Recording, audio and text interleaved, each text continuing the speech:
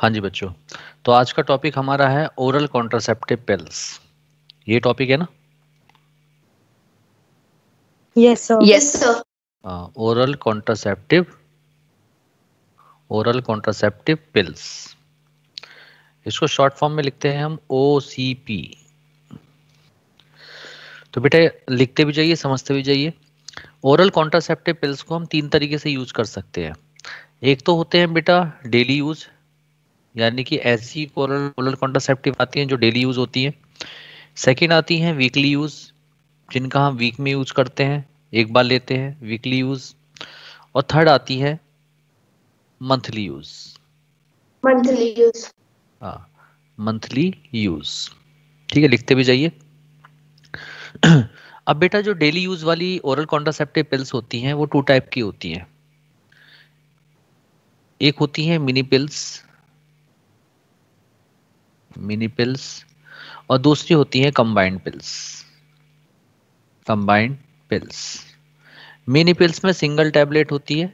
Mini pills में हम single tablet use करते हैं, सिंगल टैबलेट होती है और वो पर डे ली जाती है, यानी कि सिंगल टैबलेट पर डे ली जाती है। जैसा एग्जाम्पल है पीओपी।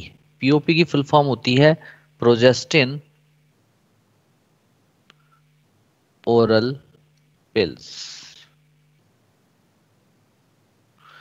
कंबाइंड जो पिल्स होती हैं बेटा, इसमें हम कॉम्बिनेशन यूज करते हैं ड्रग का। ये टू टाइप की होती है।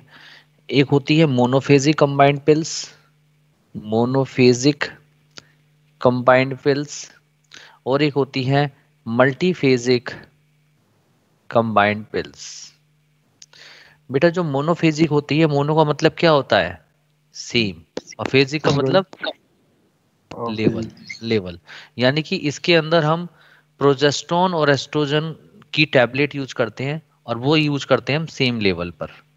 यानी कि जितनी अमाउंट प्रोजेस्टेरोन की होगी उतनी ही अमाउंट एस्ट्रोजन की हम यूज करेंगे। ठीक है, बात समझ में आ रही है?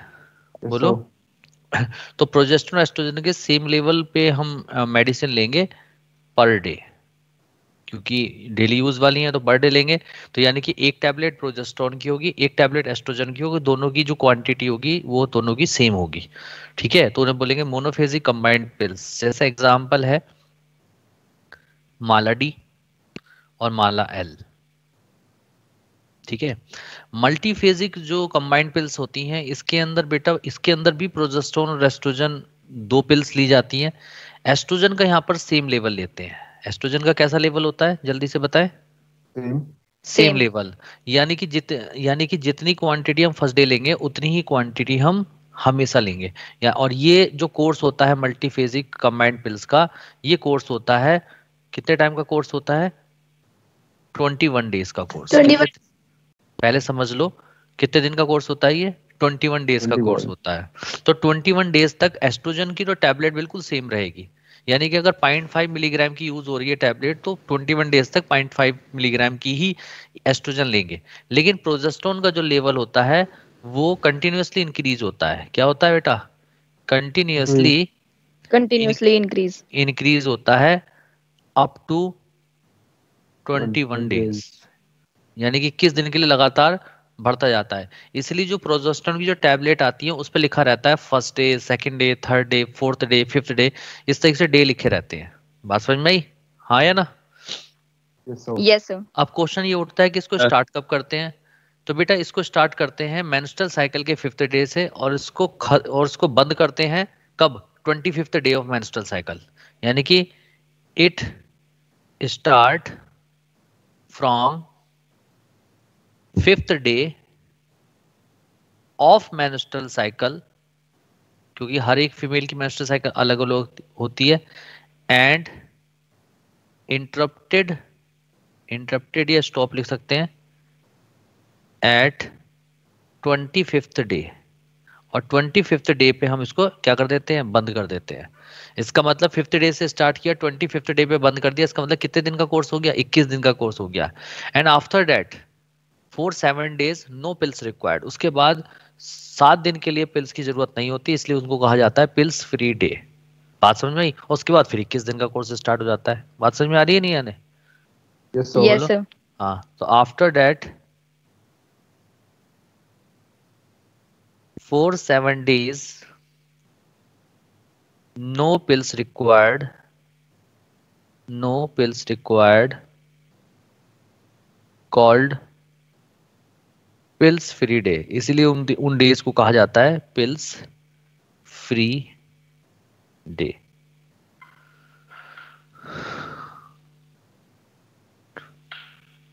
पिल्स फ्री डे, ठीक है, यहां पे भी लिख पा रखा है, ठीक है। एग्जाम्पल क्या है इसके? ऑर्थोवम, और सेकेंड एग्जाम्पल है ट्राइक्यूलर। क्या क्या एग्जाम्पल है इसके? ऑर्थोवम और ट्राइक्यूलर।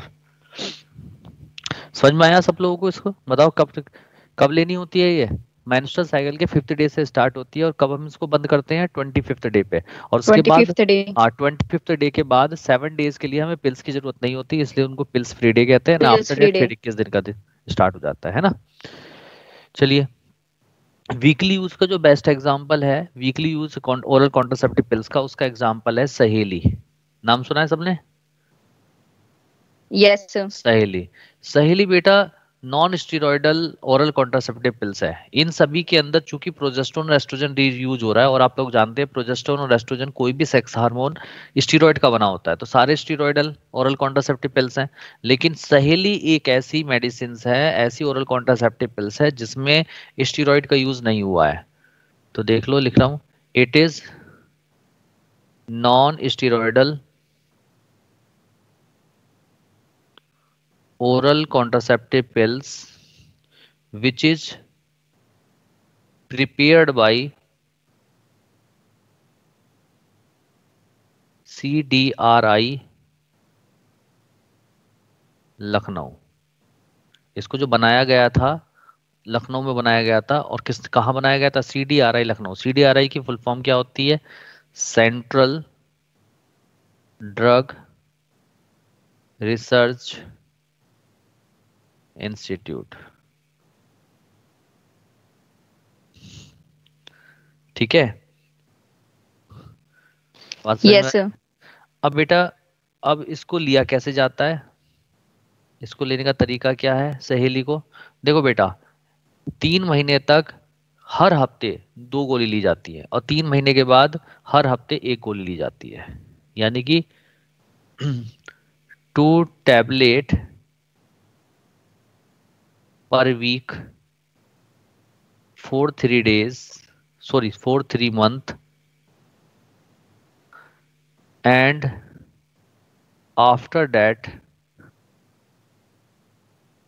1 tablet per week till no pregnancy required. यानी कि जब तक प्रेगनेंसी नहीं चाहिए तब तक फिर कितनी टैबलेट लेंगे? 1 टैबलेट पर वीक ली एक। जाएगी। क्लियर है? चलिए, यस सर। हाँ, इसके बाद मंथली यूज वाले का एग्जाम्पल क्या है? एक्चुअली ये मेडिसिन बैन बैन हो चुकी है, इसका यूज ज़्यादा नहीं करते क्योंकि इसमें ज़्यादा अमाउंट में हार्मोन्स होते हैं। एग्जाम्पल है क्वीनेस्ट्रॉल। क्या एग्जाम्पल है? क्वीनेस्ट्रॉल। क्विनेस्ट्रोल। तो बताइए, ओरल कॉन्ट्रासेप्टिव पिल समझ में आई सबको? Yes sir. Yes, sir. Yes sir. चलिए, हैंड डालिए, function of oral contraceptive pills. Hand डालिए, हटा दें से, लिख ले सब लोगों ने। Yes sir.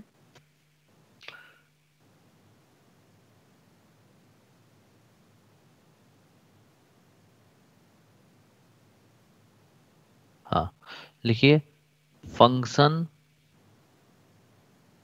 Of oral contraceptive pills. पहला फंक्शन क्या है ओरल कॉन्ट्रासेप्टिव पिल्स का? ये ओवुलेशन को रोक देता है। लिख दो, इनहिबिशन ऑफ ओवुलेशन। ओवुलेशन को इनहिबिट करती है। दूसरा काम क्या करती है? ये एंडोमेट्रियम वॉल की थिकनिंग नहीं होने देती, और जब थिकनिंग नहीं हो पाएगी एंडोमेट्रियम वॉल की, तो क्या इम्प्लांटेशन प्रॉपर हो पाएगा? No, sir. क्योंकि प्लेसेंटा को बनाने में तो एंडोमेट्रियम वॉली पार्टिसिपेट करती है। तो लिखिए अल्ट्रेशन ऑफ, नहीं, अल्ट्रेशन इन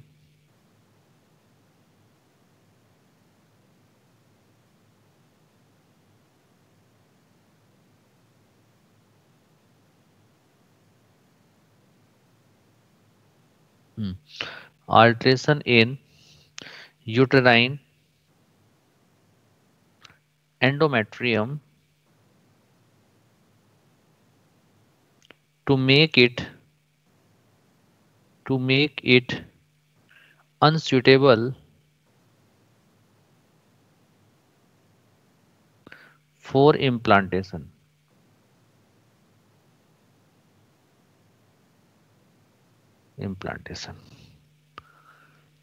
थर्ड फंक्शन क्या है?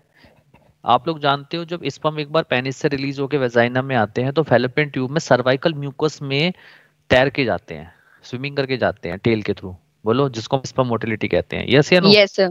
ये क्या कर देते हैं, ओरल कॉन्ट्रासेप्टिव पे सर्वाइकल जो म्यूकस है उसको विस्कस कर देते हैं, गाढ़ा कर देते हैं, जिसकी वजह से क्या होते हैं, इस जो स्पर्म होते हैं वो तैर नहीं पाते, और तैर के वो फैलोपियन ट्यूब में नहीं पहुंच पाते। तो लिखिए अगला, change in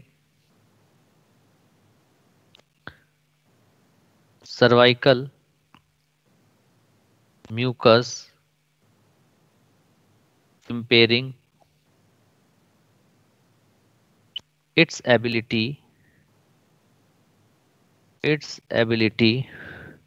to allow passage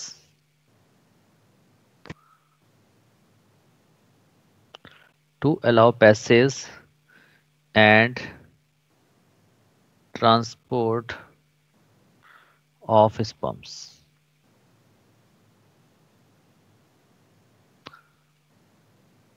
fourth number पे लिखिए, और क्या करता है ये जो फैलोपियन ट्यूब है उसकी मोटिलिटी को और सेक्रेटरी एक्टिविटी को भी इनिबिट करता है। लिख दो, inhibition of motility and secretory activity of fallopian tube।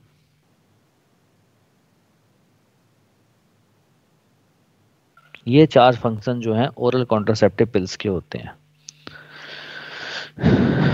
Clear है? बोलो। Yes, sir. अब एक नोट पॉइंट में आप लोग लिखेंगे कि देखो आप कैसे हार्मोन को पहचानोगे। आप लोग ये तो जानते ही हो कि ओरल कॉन्ट्रासेप्टिव में दो ही हार्मोन यूज किए जाते हैं, या तो प्रोजेस्टेरॉन यूज करेंगे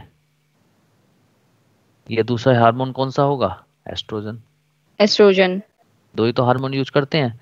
तो कैसे पहचानोगे किसके अंदर कौन सा हार्मोन है? तो मैं सारे एग्जांपल लिखा देता हूँ कैसे पहचानोगे। देखो बेटा, प्रोजेस्टेरॉन किस किस नाम से होता है? एक होता है प्रोजेस्टिन के नाम से। अगर कहीं प्रोजेस्टिन लिखा हुआ है इसका मतलब वो प्रोजेस्टेरॉन है। दूसरा होता है किस नाम से? प्रोजेस्टासर्ट। प्रोजेस्टासर्ट, अगर कहीं पे प्रोजेस्टासर्ट लिखा है इसका मतलब वो भी प्रोजेस्टेरॉन है। या लेवोनॉर गैस्ट्रल, अगर कहीं पे ये भी लिखा हुआ है इसका मतलब वो भी प्रोजेस्टेरॉन है। वो भी क्या है?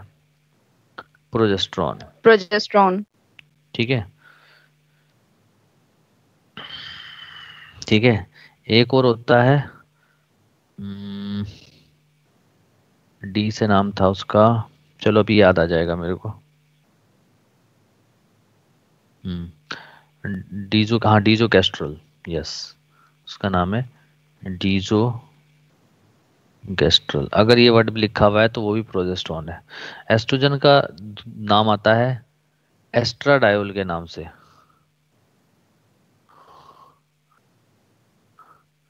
इथाइनिल एस्ट्रा,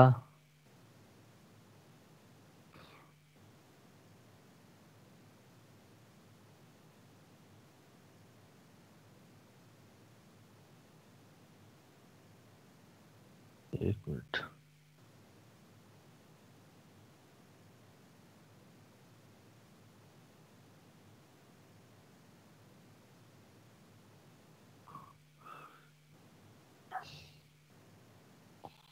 इथाइनिल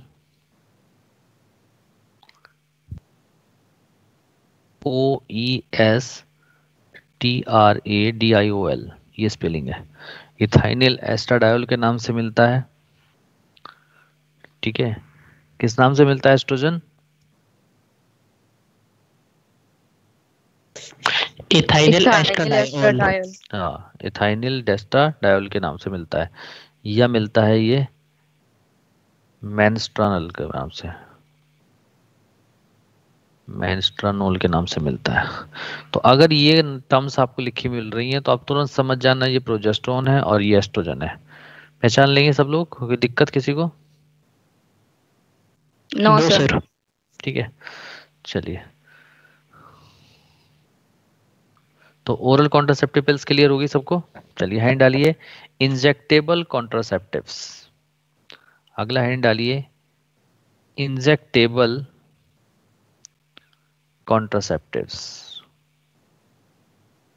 आप मुझे एक बार बताओ, जब इंजेक्टेबल वर्ड लिखा है इसका मतलब इसको इंजेक्शन की हेल्प से, यानी कि इंजेक्शन की हेल्प से बॉडी के अंदर डालेंगे? बोलो हाँ या ना? Yes, sir. ठीक है ना। और इंजेक्टेबल जो कॉन्ट्रासेप्टिव्स होते हैं इनको कहा जाता है डेपोप्रोवीरा। किस नाम से जानते हैं इनको? Depo-provera. हाँ, लिख लो, किस फॉर्म में से मानते हैं? डेपोप्रोवीरा। ठीक है, तो बेटा ये तीन तरीके से यूज की जा सकती हैं। इनको 1 मंथ, 1 मंथ के लिए यूज की जा सकती है।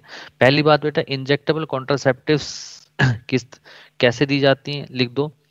These injectable contraceptives contain these injectable contraceptives contain these injectable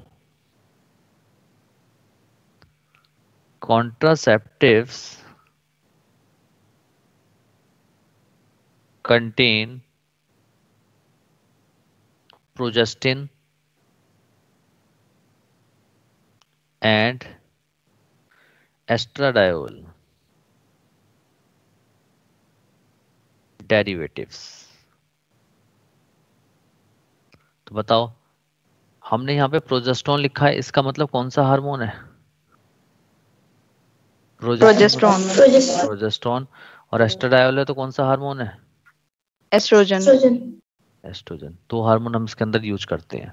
तो बेटा ये शॉर्ट टर्म के लिए इंजेक्टेबल कॉन्ट्रासेप्टिव्स यूज किए जाते हैं। अगर हमें 1 मंथ के लिए प्रेगनेंसी को रोकना है, ठीक है, अगर सपोज हमें किसी फीमेल कोई कहती है कि मुझे 1 महीने के लिए प्रेगनेंसी नहीं चाहिए, तो हम इंजेक्शन जो लगाते हैं उसमें किस चीज का कॉम्बिनेशन लगाते हैं, लिख लीजिए, साइक्लोफैम एंड मेसिकना। इन दो ड्रग के कॉम्बिनेशन को अंदर बॉडी के अंदर इंजेक्ट कर देते हैं। अगर 2 मंथ के लिए प्रेगनेंसी को रोकना है, सपोज कोई कहता है कि 2 मंथ के लिए प्रेगनेंसी नहीं चाहिए, तो उसके लिए हम डालते हैं नेट EN। नेट EN को डालते हैं। नेट EN की फुल फॉर्म में लिख लो, नॉर एथिस्ट्रॉन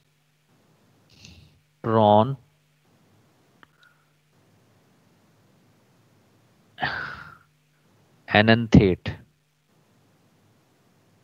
नॉर एथिस्टेरॉन एनंथेट।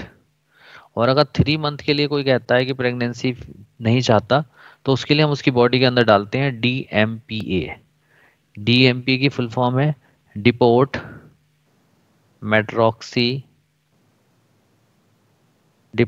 मेड्रॉक्सी progesterone acetate. याद कर लेंगे सब लोग? बताइए। Yes, sir. ठीक है, तो बिल्कुल सिंपल है, आप लोगों को सीधा याद करना है कि 1 महीने के लिए प्रेगनेंसी रोकनी है तो साइक्लोफैम प्लस मेसिकना डालेंगे, 2 मंथ के लिए नेटियन डालेंगे और 3 मंथ के लिए DMPA डालेंगे। ठीक है, चलिए। इंजेक्टेबल कॉन्ट्रासेप्टिव्स के बाद आ जाते हैं इम्प्लांट। है डालिए अगला, इम्प्लांट। सर हाँ, सर हम एस्ट्रोजन क्यों यूज करते हैं? अगर एंडोमेट्रियम को ठीक नहीं होना तो एस्ट्रोजन तो उसके लिए होता है, एंडोमेट्रियम के लिए। बेटा एक बार बताओ ना, एस्ट्रोजन हार्मोन जो होता है एस्ट्रोजन हार्मोन क्या करता है? एस्ट्रोजन हार्मोन एफएसएच के सिक्रीशन को कम करता है, फॉलिकल स्टिमुलेटिंग हार्मोन को कम करता है, और प्रोजेस्टेरोन क्या करता है, एलएच हार्मोन को कम करता है। तो जब आप बाहर से एस्ट्रोजन दोगे तो एफएसएच कम हो जाएगा, और एफएसएच कम हो जाएगा यानी कि तो फॉलिकल्स क्या करेंगे, मैच्योर नहीं होंगे, और जब फॉलिकल्स मैच्योर नहीं होंगे तो एग नहीं बनेंगे। नई बात समझ में आई? ठीक है, लेकिन सर एंडोमेट्रियम का क्या, वो जो पहले ओरल वाले में एंडोमेट्रियम का एंडोमेट्रियम का बेटा अगर आप प्रोजेस्टेरोन दोगे तो प्रोजेस्टेरोन क्या करेगा, प्रोजेस्टेरोन हार्मोन जब बाहर से दिया जाता है तो वो क्या करता है, वो एंडोमेट्रियम वॉल की थिकनेस, वो उल्टा इफेक्ट दिखाता है। आप नेचुरल फॉर्म में सोच रहे हो, ठीक है ना, आप नेचुरल फॉर्म में मत सोचो। आप ये हमेशा याद रखो कि प्रोजेस्टेरोन अगर बॉडी के अंदर होता है तो वो एंडोमेट्रियम वॉल की थिकनिंग करता है, लेकिन अगर बाहर से प्रोजेस्टेरोन दो तो वो एंडोमेट्रियम वॉल की थिकनिंग होने नहीं देता। बात समझ में आ रही है, नहीं आ रही है? सर ठीक है ना, अपोजिट इफेक्ट मतलब होता है। जो हाँ, जो भी है, अगर बाहर से देंगे तो अपोजिट इफेक्ट देते हैं, अपोजिट इफेक्ट एस्ट्रोजन दिखाएगा। हाँ, अपोजिट इफेक्ट दिखाएगा, और वो प्लेसेंटा को भी तोड़ देगा। क्यों? क्योंकि जब प्रोजेस्टेरोन आप जैसे मिफिप्रिस्टोन, अभी आगे आएगा एक मिफिप्रिस्टोन वर्ड भी आएगा, ठीक है, बस इतना याद रखो कि जब प्रोजेस्टेरोन बाहर से दिया जाता है तो वो एक तो एलएच के सिक्रीशन को कम कर देता है जिसकी वजह से ओवुलेशन नहीं होने देता, दूसरा जो कॉर्पस ल्यूटियम है उसकी एक्टिविटी को सप्रेस कर देता है, ठीक है, उसकी एक्टिविटी को क्या कर देगा, सप्रेस कर देगा। और जब कॉर्पस ल्यूटियम की एक्टिविटी सप्रेस हो जाएगी तो आप खुद बताओ, जब कॉर्पस ल्यूटियम की एक्टिविटी सप्रेस हो जाएगी तो प्रोजेस्टेरोन एस्ट्रोजन कम बनेगा, और जब प्रोजेस्टेरोन कम बनेगा तो कॉन्ट्रैक्शन हो जाएगा, और इम्प्लांटेस और जो प्लेसेंटा है वो ब्रेक हो जाएगा। नहीं बात समझ में आई? ठीक है, अभी आईयूडी में मैं ये फंक्शन भी लिखवाऊंगा आप लोगों को कि प्रोजेस्टेरोन का काम क्या है। ये कॉर्पस ल्यूटियल एक्टिविटी को भी कम करता है अगर बाहर से दे तो। नेचुरल फॉर्म में मत सोचो, आप आर्टिफिशियली यूज कर रहे हो चीजों को, अभी लिखवाऊंगा मैं ये सब चीजें, ठीक है ना। चलिए, अब क्या किसकी बात करते हैं, जल्दी बोलो, सब लोग बोलो। इम्प्लांट्स।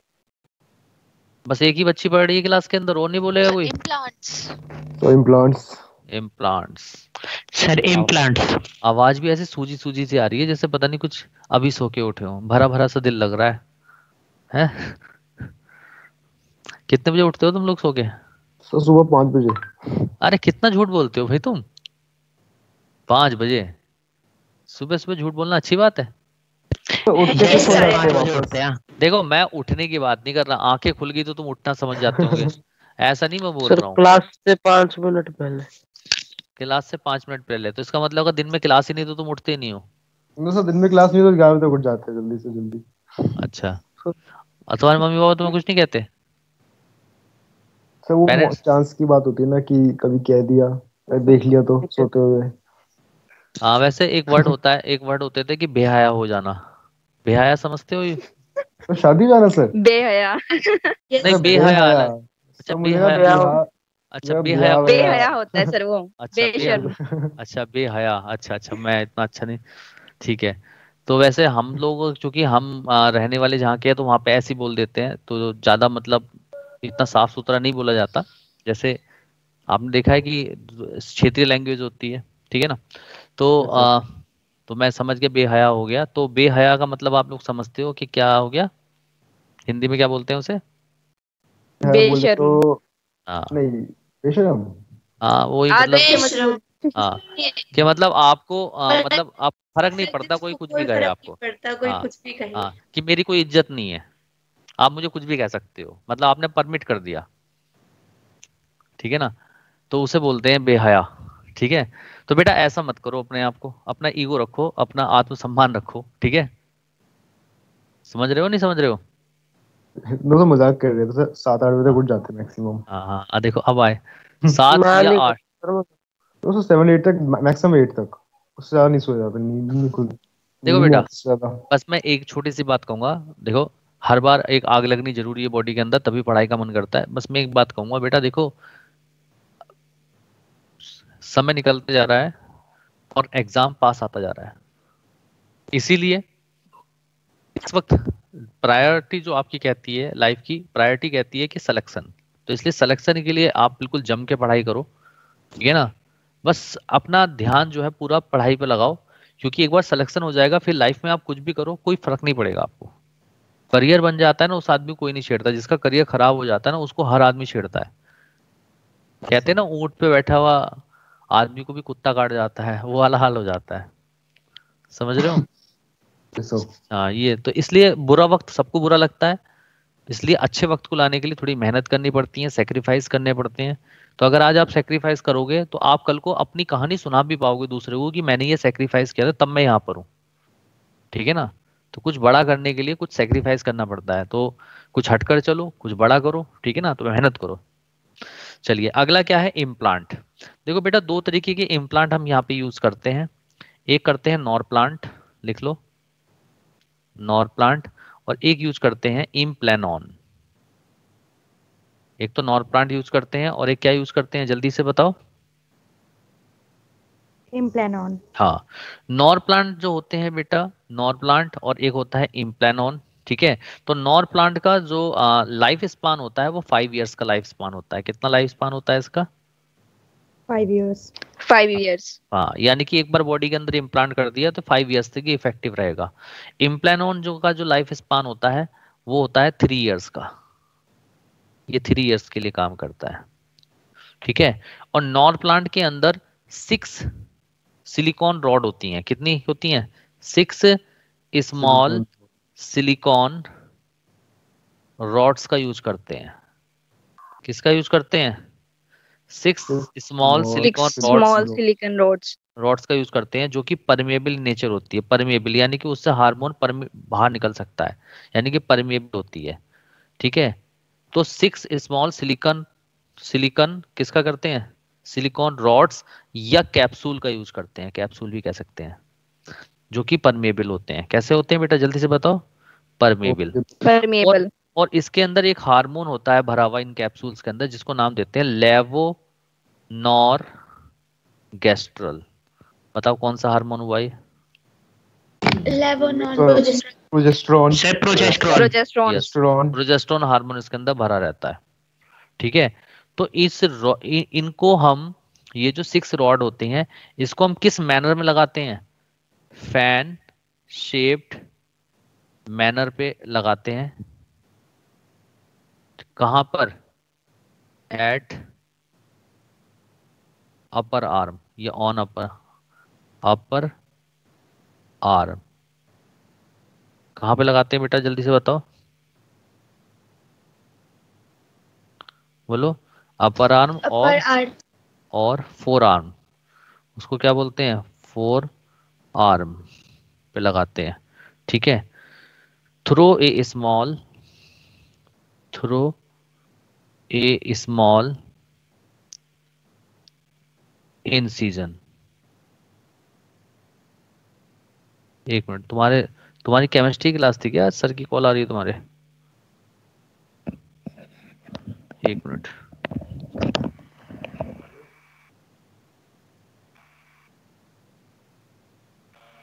ये 9 से 11 की क्लास थी सर। हाँ जी सर, ये आपकी क्लास थी क्या?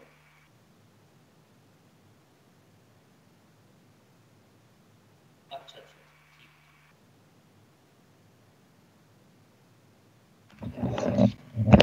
9 से 11 तुम्हारी केमिस्ट्री क्लास थी क्या?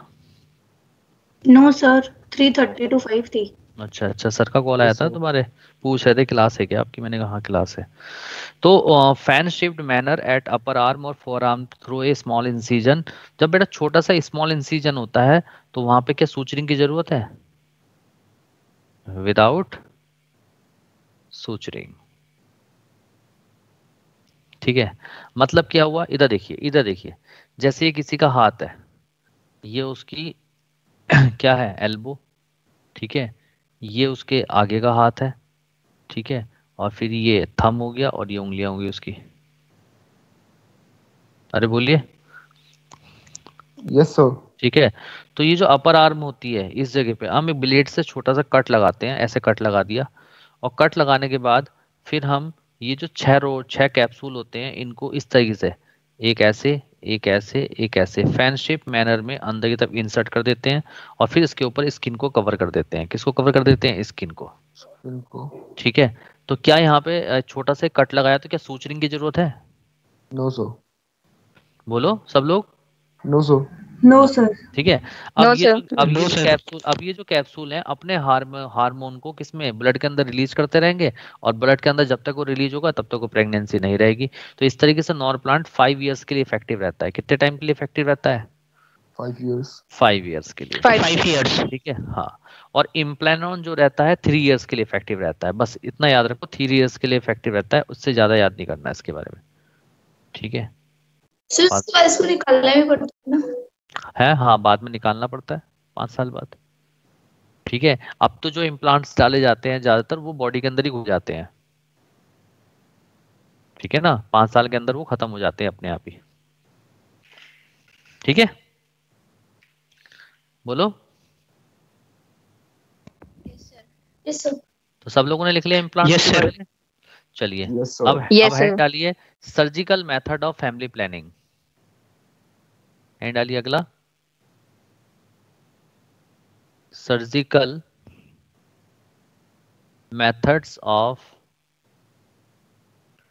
Family planning.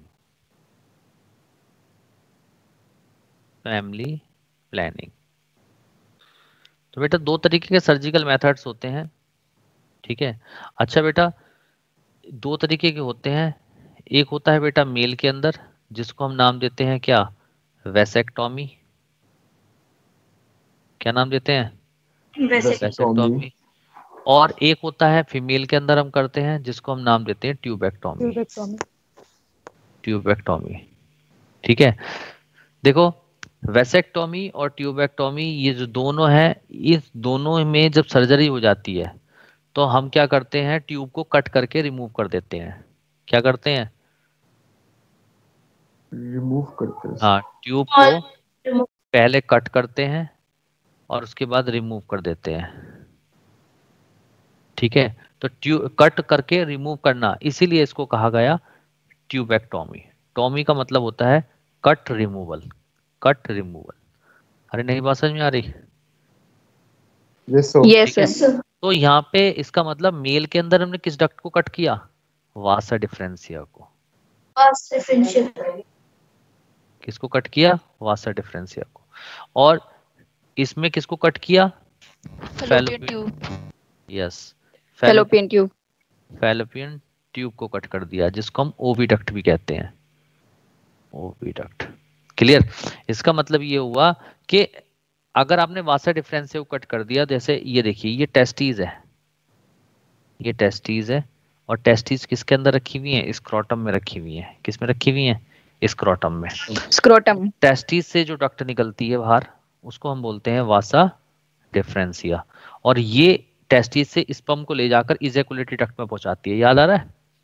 Yes, sir. Yes sir. ठीक है, इसलिए वासा डिफरेंशिया को हम स्पर्म डक्ट भी कहते थे, क्योंकि ये स्पर्म को लेके जाती है। मेरे ख्याल से याद हो रहा होगा, है ना? तो इसमें Yes, हमने sir. क्या किया? इस वासा डिफरेंशिया को कट किया है। तो इसका मतलब वासा डिफरेंशिया को कट कर दिया, तो इसका मतलब ये है कि मेल के अंदर इजैकुलेशन तो होगा, सीमेन रिलीज होगा, बट विदाउट स्पर्म। उसके अंदर स्पर्म नहीं होंगे, क्योंकि सेमाइनल फ्लूइड, यस, जो फ्लूइड बनाता है वो कौन बनाते थे? वो बनाती थी एसेसरी ग्लैंड्स, जैसे सेमाइनल वेसिकल, प्रोस्टेट ग्लैंड। उनको थोड़ी छेड़ा है हमने। Yes, sir. वो तो सेक्रेशन बनाएंगे ही बनाएंगे। बस फर्क कितना आ जाएगा कि इजैकुलेशन होगा, सीमेन रिलीज होगा, लेकिन उसके अंदर स्पर्म नहीं होंगे, क्योंकि हमने डक्ट को कट कर दिया। क्लियर है सबको? yes sir Yes, sir. Yes, sir. हाँ, सेम इसी तरीके से इसमें क्या होता है, हम क्या करते हैं? फीमेल की जो फैलोपियन ट्यूब होती है उसको कट कर देते हैं।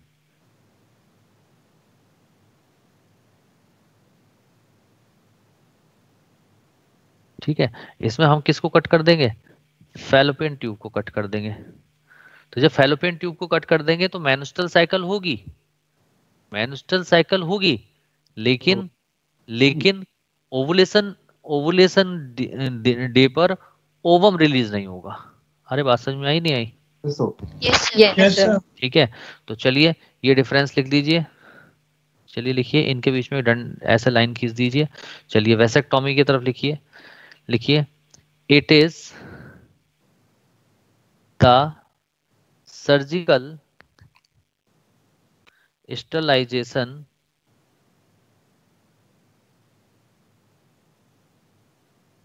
Technique in males. यानी कि ये स्टरलाइजेशन टेक्निक किसके अंदर है? मेल्स के अंदर। इधर लिख दीजिए it is the surgical sterilization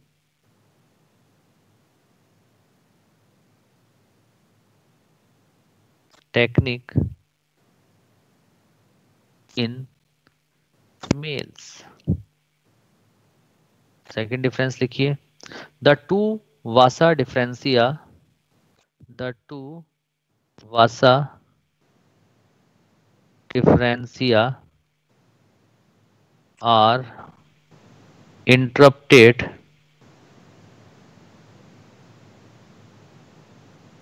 by giving cuts। इधर लिख दीजिए the two oviducts are interrupted by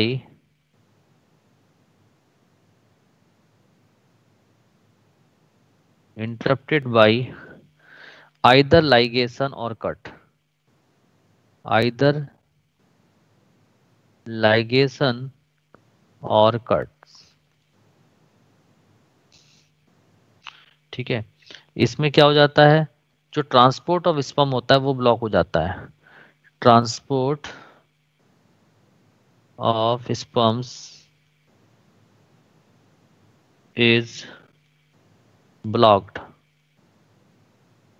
जबकि इसमें क्या डिफरेंस आता है, transport of ovum, transport of ovum, ovum कहो या ओवा कहो या एग कहो, एग इज ब्लॉक्ड, ब्लॉक्ड हो जाएगा। बताइए डिफरेंस क्लियर हुआ नहीं हुआ आप लोगों को? Yes, sir. ठीक है, सब लोगों ने लिख लिया? Yes sir. चलिए हैंड डालिए इमरजेंसी। सर हैं? सर ये सर्जिकल मेथड्स होते हैं तो हाँ। ये रिवर्सिबल होते हैं वैसे? नहीं नहीं नहीं, इनकी रिवर्सिबिलिटी के चांस पुअर होते हैं। नीचे लिख वो दो, होते हैं। नीचे लिख दो रिवर्सिबिलिटी इज पुअर। तो मेरे ख्याल से मैंने पढ़ा था कि टेबोटॉमी के चांसेस ज्यादा होते हैं रिवर्सिबल के एज कम्पेयर टू वेस्पेटॉमी। हाँ लेकिन वो चीज तो आप इतना डिटेल में मत जाओ, बस इतना लिख दो रिवर्सिबिलिटी इज पुअर। रिवर्सिबिलिटी इनकी बहुत पुअर होती है, ओके सर। बस इतना लिख दो। ठीक है, चलिए हैंड डालिए emergency contraception.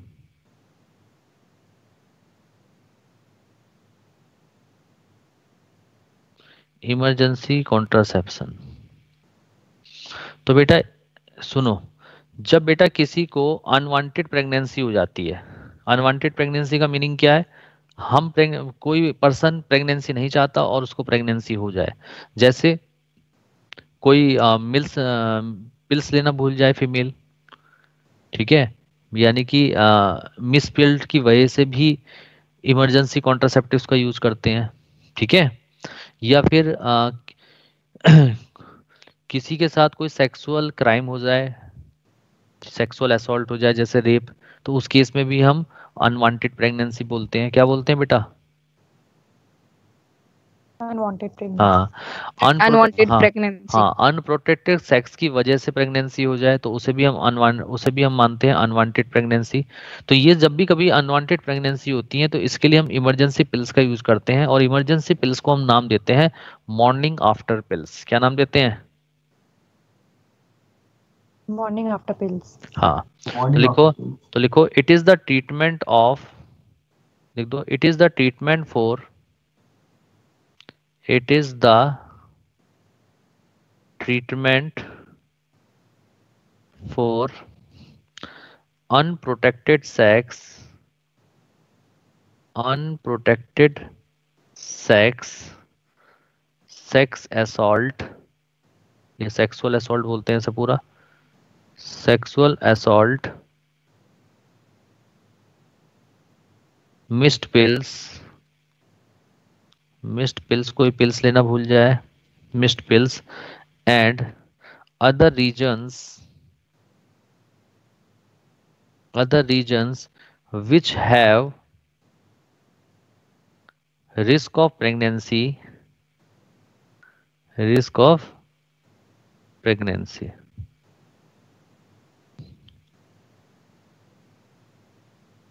which have risk of pregnancy।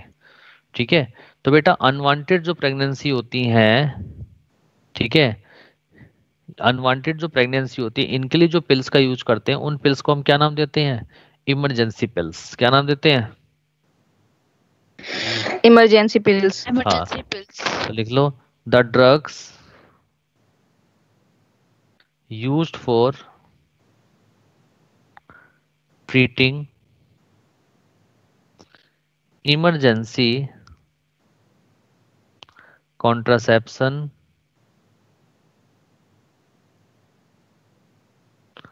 are called morning after pills, morning after pills। क्या बोलते हैं उनको? Morning after pills. The pills. हाँ, मॉर्निंग आफ्टर पिल्स। ठीक है, तो बेटा इसके बेस्ट एग्जाम्पल क्या है? सबसे पहला एग्जाम्पल आता है इसका ओवरऑल, एक मिनट स्पेलिंग गलत हो गई, OVRAL होता है।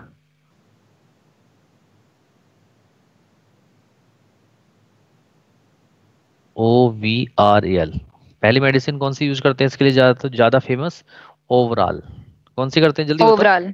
ओवरऑल। बेटा ओवरऑल मेडिसिन ऐसे नहीं ली जाती, ये जब स्टार्ट करते हैं तब 2 टैबलेट ली जाती हैं और उसके 12 घंटे बाद 2 टैबलेट ली जाती हैं, तब जाके ये पूरी तरीके से इफेक्टिव होती हैं। तो लिखिए इस बात को,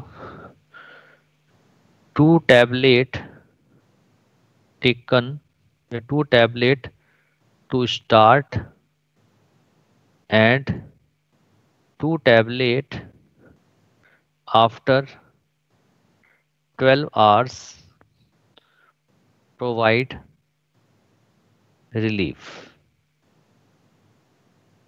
यानी कि जब इसे स्टार्ट करते हैं तब कितनी टैबलेट ली जाती हैं? 2 टैबलेट ली जाती हैं और उसके 12 घंटे बाद इसकी 2 टैबलेट ली जाती हैं, तब जाके रिलीफ देता है। अरे क्लियर है सब लोगों को? Yes sir. हाँ, अदर एग्जाम्पल और कौन कौन से हैं ओरल कॉन्ट्रासेप्टिव पिल के? नॉरल, नॉरगाइनोन, ओविडोन। ठीक है, और एक और बेस्ट यहाँ पे ड्रग यूज करते हैं जिसका नाम है मिफिप्रिस्टोन। क्या नाम है? मिफिप्रिस्टोन। हाँ, मिफिप्रिस्टोन जो होती है इसको कहते हैं RU486, RU486 के नाम से जानते हैं इसको। और ये एंटी प्रोजेस्टेन पिल होती है, एंटी प्रोजेस्ट्रॉन पिल होती है। मतलब क्या हुआ? यानी कि इसको अगर बाहर से दे दो तो ये बॉडी के अंदर प्रोजेस्टेरोन के सिक्रीशन को बंद कर देती है, जिसकी जैसे ही प्रोजेस्टेरोन का सिक्रीशन बंद होगा एंडोमेट्रियम वॉल में कॉन्ट्रैक्शन हो जाएगा और उस कॉन्ट्रैक्शन की वजह से प्लेसेंटा ब्रेक हो जाएगा और एबॉर्शन हो जाएगा। नई बात समझ में आई? ठीक है, Yes, sir. तो हाँ, तो लिख दो इसके बारे में यहाँ पर। ये क्या करती है? It block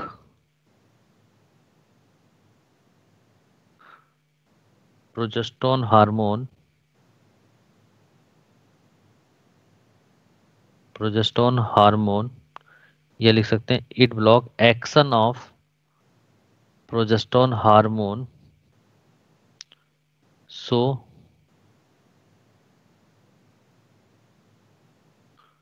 embryo is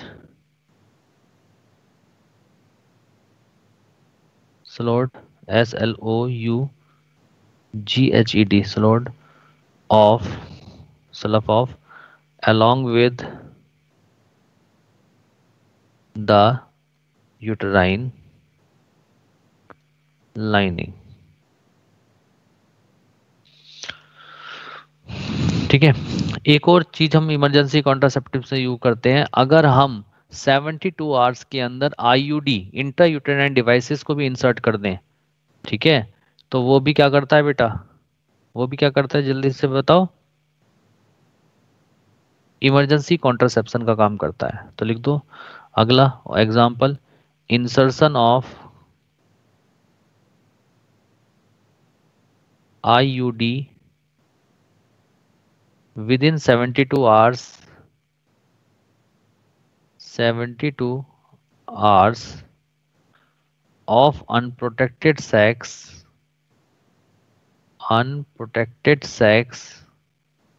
prevent implantation।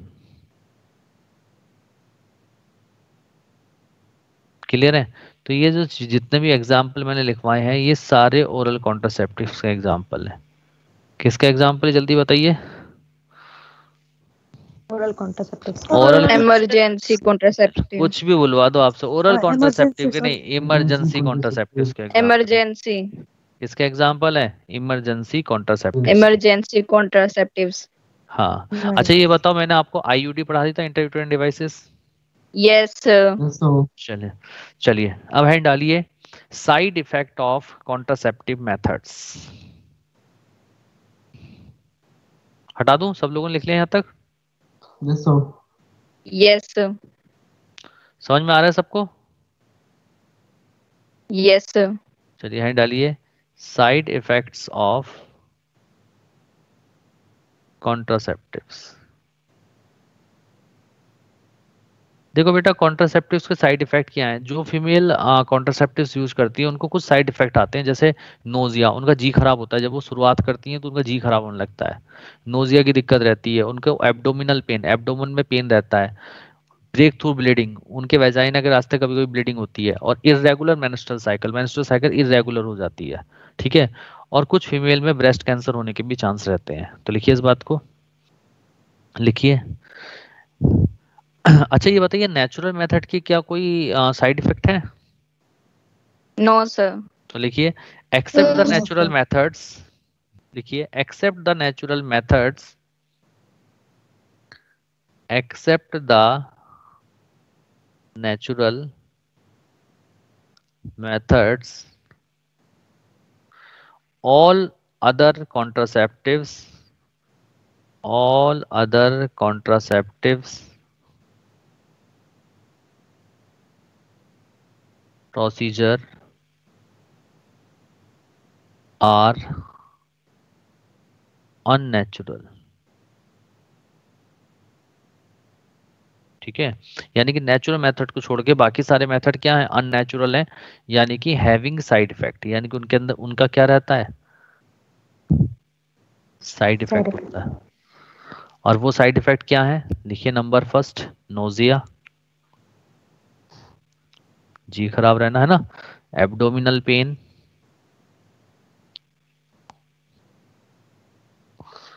Third क्या है, break through bleeding,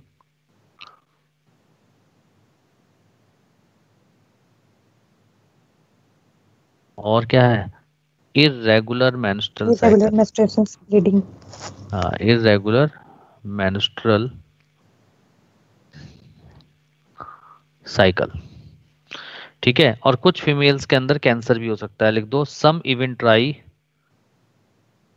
note point में डाल रहा हूं, some even try to link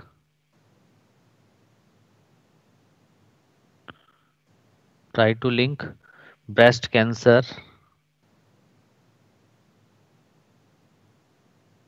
with them, with them।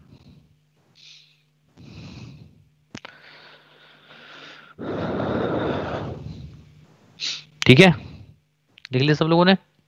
Yes sir. चलिए Yes, sir. चलिए अब हैंड डाल दीजिए आप, मेडिकल टर्मिनेशन ऑफ प्रेगनेंसी।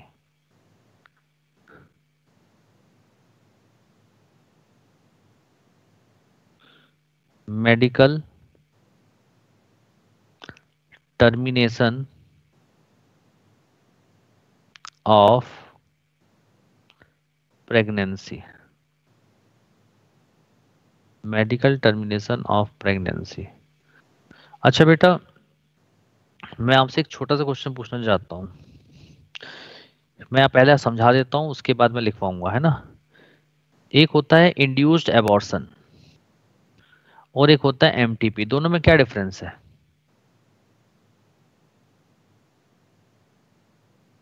बताओ, कोई बच्चा बताएगा? मैं बताऊं? सर ये होगा कि मतलब जैसे इंड्यूस्ड एबॉर्शन में जैसे कोई इंटरनली कोई प्रॉब्लम हो फीमेल इंड्यूस को, उसकी नेचुरली वजह होगा। से।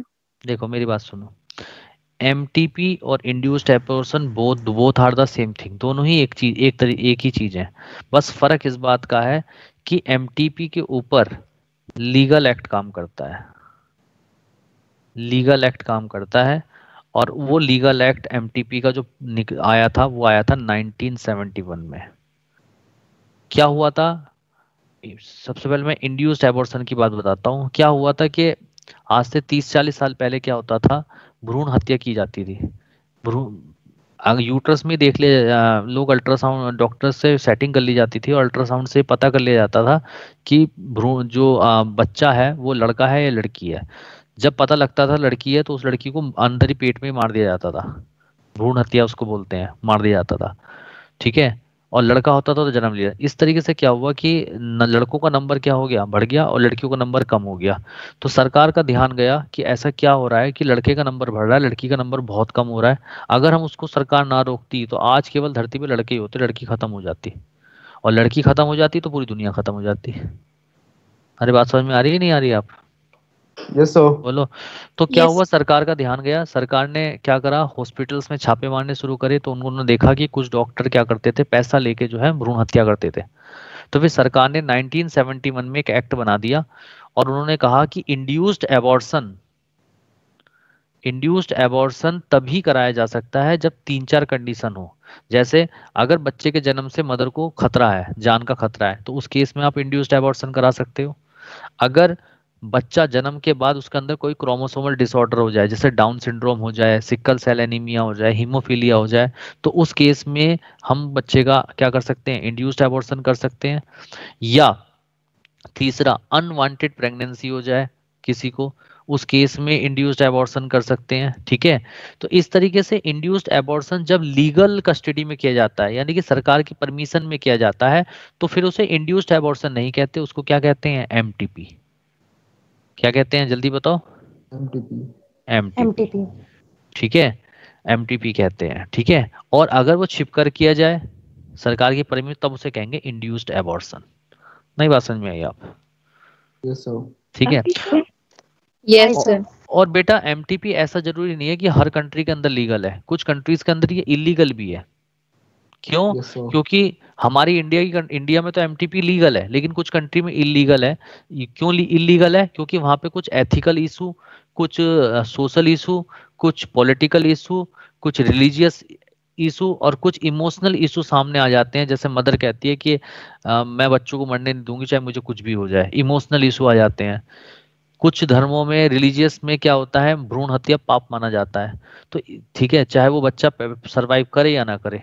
तो तो इसीलिए कुछ कंट्री के अंदर एमटीपी इलीगल है, लेकिन कुछ कंट्रीज के अंदर, मोस्ट ऑफ द कंट्री में ये क्या है, लीगल है। बात समझ में आ रही है नहीं आ रही आप लोगों को? Yes sir.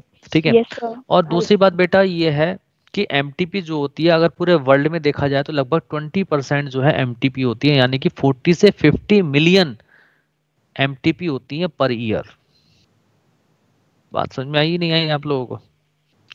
ठीक है। और एमटीपी वॉलंटरी भी हो सकती है, अपनी इच्छा से भी हो सकती है, और इंटेंशनल भी हो सकती है। क्लियर सब लोगों को? बोलो हाँ या ना। Yes sir. अच्छा, एमटीपी हम क्या कब तक सेफेस्ट मानते हैं? 12 week of so pregnancy. 3 months.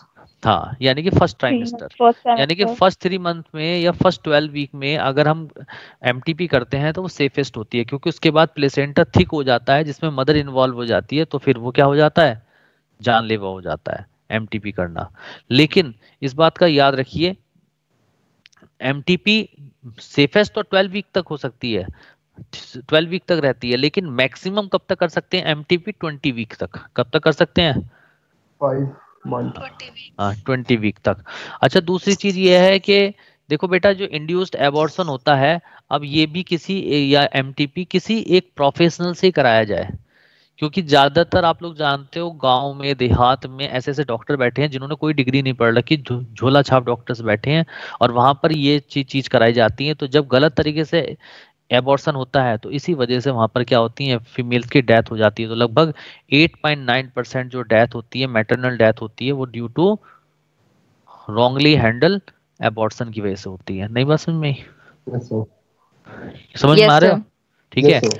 अच्छा, क्या है कि चूंकि पहले भ्रूण को के सेक्स को डिटरमाइन करके मेल फीमेल का पता लगा के फीमेल को मार दिया जाता था, तो इसीलिए सरकार ने उस पर एक एक्ट स्टार्ट किया था। और वो जो एक्ट था बेटा, वो एक्ट आया था, कब आया था?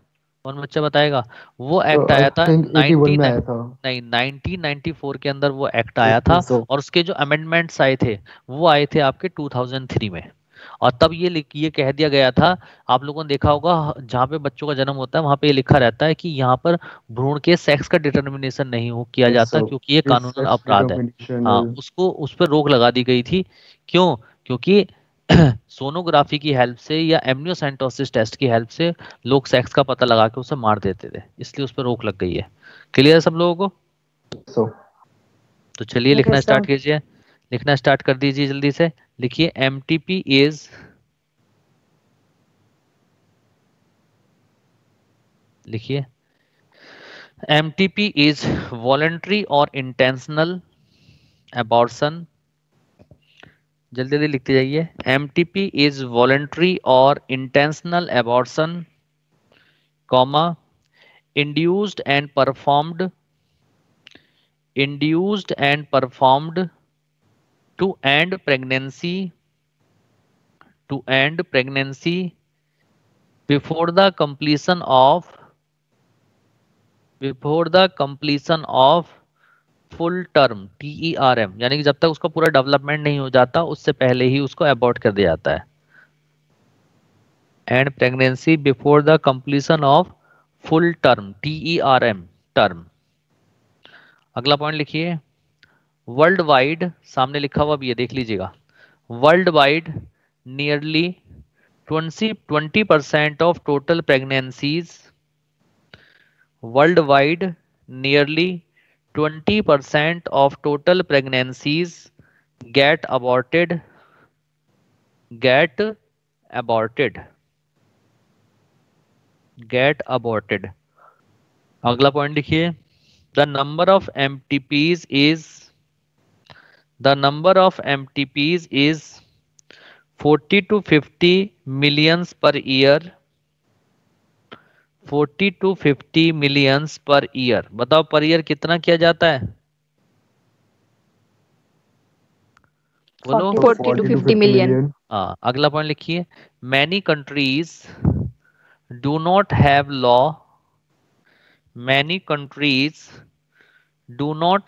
law about MTP due to emotional, ethical, religious and social issues. Many countries do not have law about MTP due to emotional, ethical, religious and social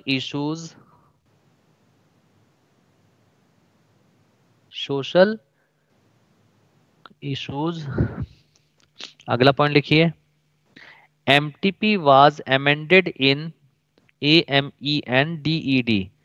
MTP was amended in, कब amended हुई थी? 1971. Yes, in 1971 में 1971, in 1971। अगला point लिखिए, 8.9% of maternal death, 8.9% maternal death का मतलब mother की death. 8.9% of maternal death occur due to unsafe abortion unsafe abortion, due to unsafe abortion किसकी वजह से होता है बेटा, जल्दी से बताओ। Unsafe abortion. हाँ, अगला पॉइंट लिखिए। MTP is safe, MTP is safe if it is performed up to 12 weeks. MTP is safe if it is performed up to 12 weeks. 12 weeks का मतलब ब्रैकेट में लिख दो, first trimester of pregnancy, first trimester of pregnancy,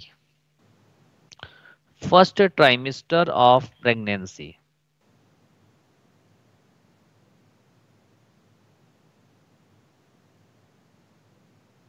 अगला point लिखिए।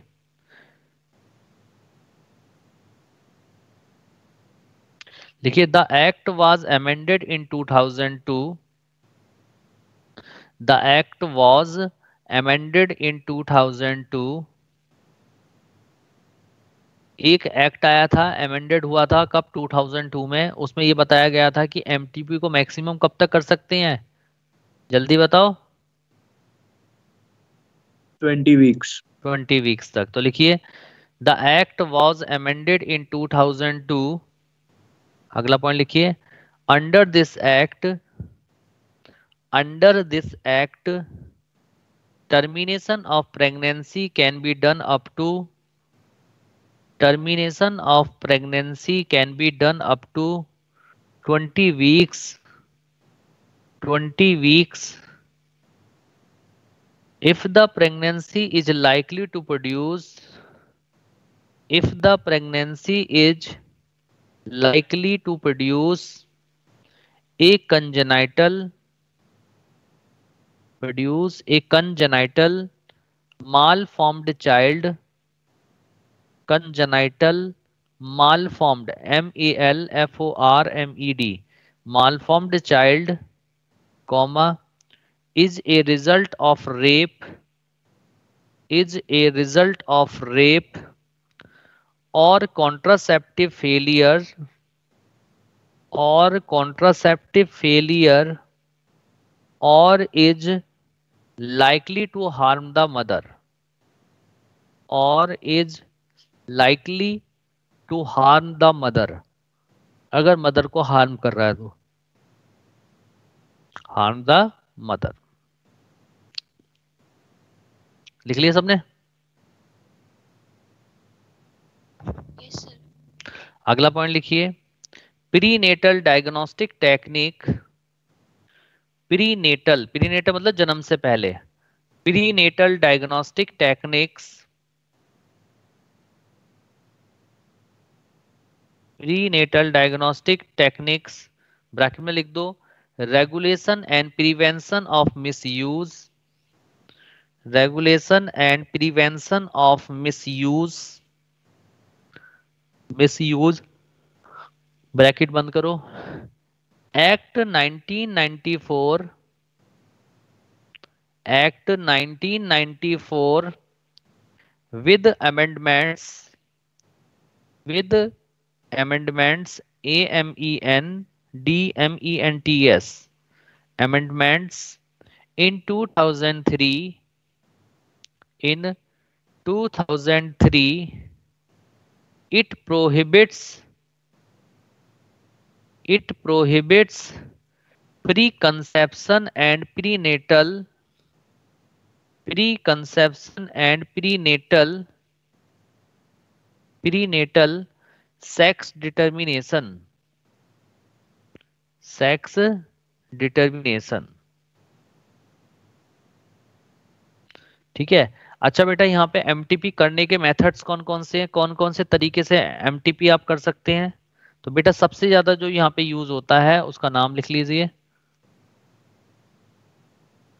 ठीक है, start करें, बोलिए। Yes, sir. हाँ, पहला Yes, बेटा sir. एमटीपी अगर करनी है तो हम इसके लिए यूज करते हैं मीसोप्रोस्टोल। लिख लो, मीसो, MISOPROSTOL, मीसोप्रोस्टोल, जिसको जो किसका कॉम्बिनेशन है, लिख लो ब्रैकेट में, प्रोस्टोग्लैंडिन along with मिफिप्रिस्टोन।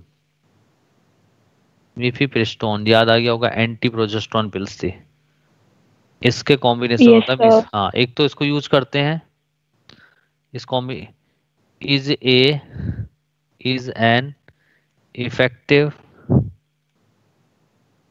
कॉम्बिनेशन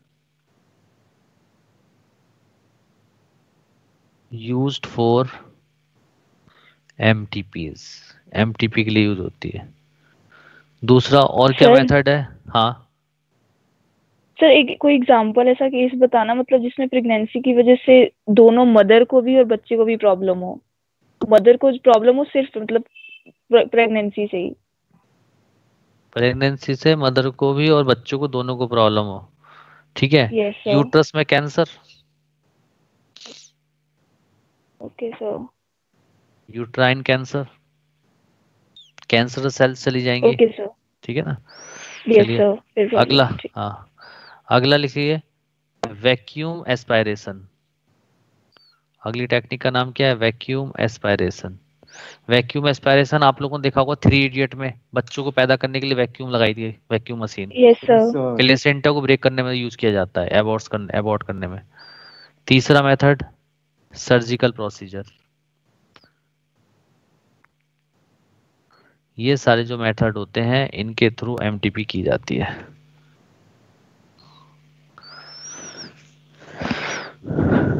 ठीक है, यस सर। हाँ क्या? प्रोस्टाग्लैंडिन क्या करता है?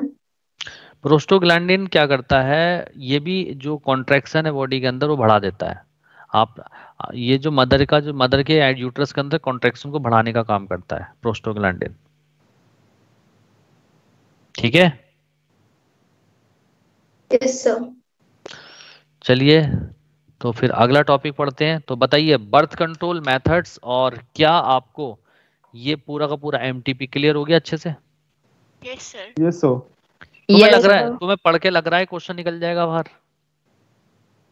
No sir. नहीं यस सर। निकलेगा, नहीं नहीं, मतलब नहीं निकलेगा। नहीं निकलेगा, लेकिन फिर भी क्वेश्चन गलत होगा। यस पूछो सर। क्यों, पूछो क्यों क्यों? सर? पूछ रहे क्यों क्यों सर? सर? इसलिए क्यों सर?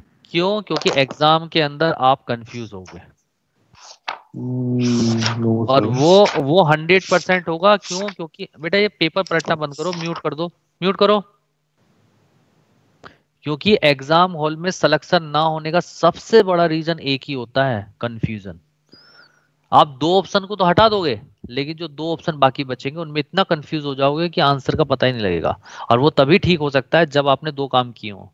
एक तो आपने डिफरेंशिएट चार्ट बनाए हो जिससे आपको डिफरेंस का पता हो, या फिर कोई ट्रिक से उसे याद किया हो और उसके ऊपर क्वेश्चंस किए हो। तीन चीजें की होंगी तभी कर पाओगे। क्योंकि जो चीज हमें क्लास में आसान लगती है, तो आपने कई बार ऐसा एग्जाम में देखा होगा कि आपने बार बार वो चीज देखी होगी लेकिन क्वेश्चन फिर भी गलत करके आए होंगे। होता है सर। होता है ना, क्योंकि कंफ्यूज हो हाँ, जाते हैं हाँ ऑप्शंस देख कंफ्यूजन, के। हाँ। अब वही चीज है, वही सिलेक्शन को रोकता है।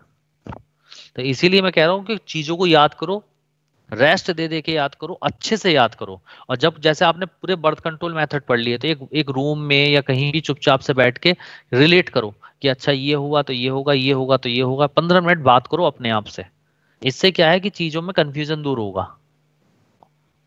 बात को समझ रहे हैं नहीं समझ रहे? और जो चीज भूल जाओगे फिर से वो नोट्स के अंदर पता देख लो। क्लियर है? Yes sir. Yes sir. चलिए अगला टॉपिक स्टार्ट करते हैं, STDs, sexually transmitted disease. Hand डाल दीजिए, STDs,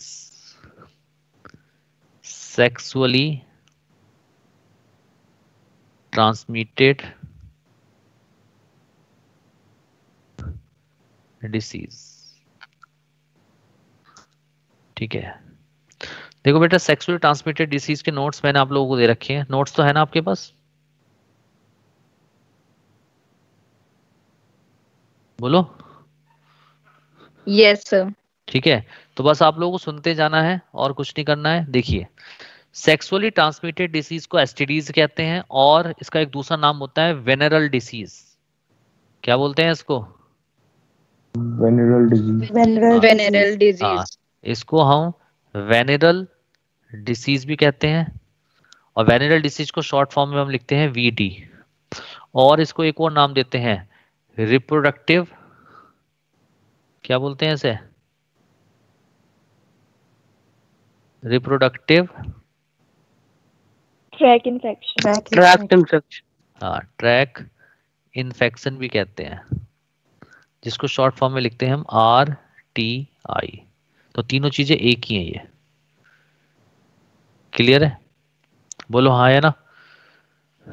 yes sir. Yes sir. अब एसटीडी जो होती हैं बेटा, बैक्टीरिया से भी होती हैं, बैक्टीरियल इन्फेक्शन से भी होती हैं। तो बैक्टीरिया से कौन कौन सी होंगी एसटीडीज? नाम क्या है उसके? पहला है क्लेमाइडिया, क्लेमाइडियासिस। सेकंड आ जाएगा गोनोरिया। ठीक है, थर्ड नंबर पे आ जाएगी सिफिलिस। थर्ड नंबर पे क्या आ जाएगी, जल्दी बताओ, बोलो। सिफिलिस। सिफिलिस। और एक और आ जाएगा सैंक्रोइड। ये चार डिसीज बैक्टीरियल हो जाएंगे। वायरल डिसीज कौन कौन सी होती हैं एसटीडीज? वायरल भी याद करनी है आप लोगों को। वायरल में आप पढ़ोगे कौन कौन सी? Genital herpes, genital herpes, genital वार्ट्स,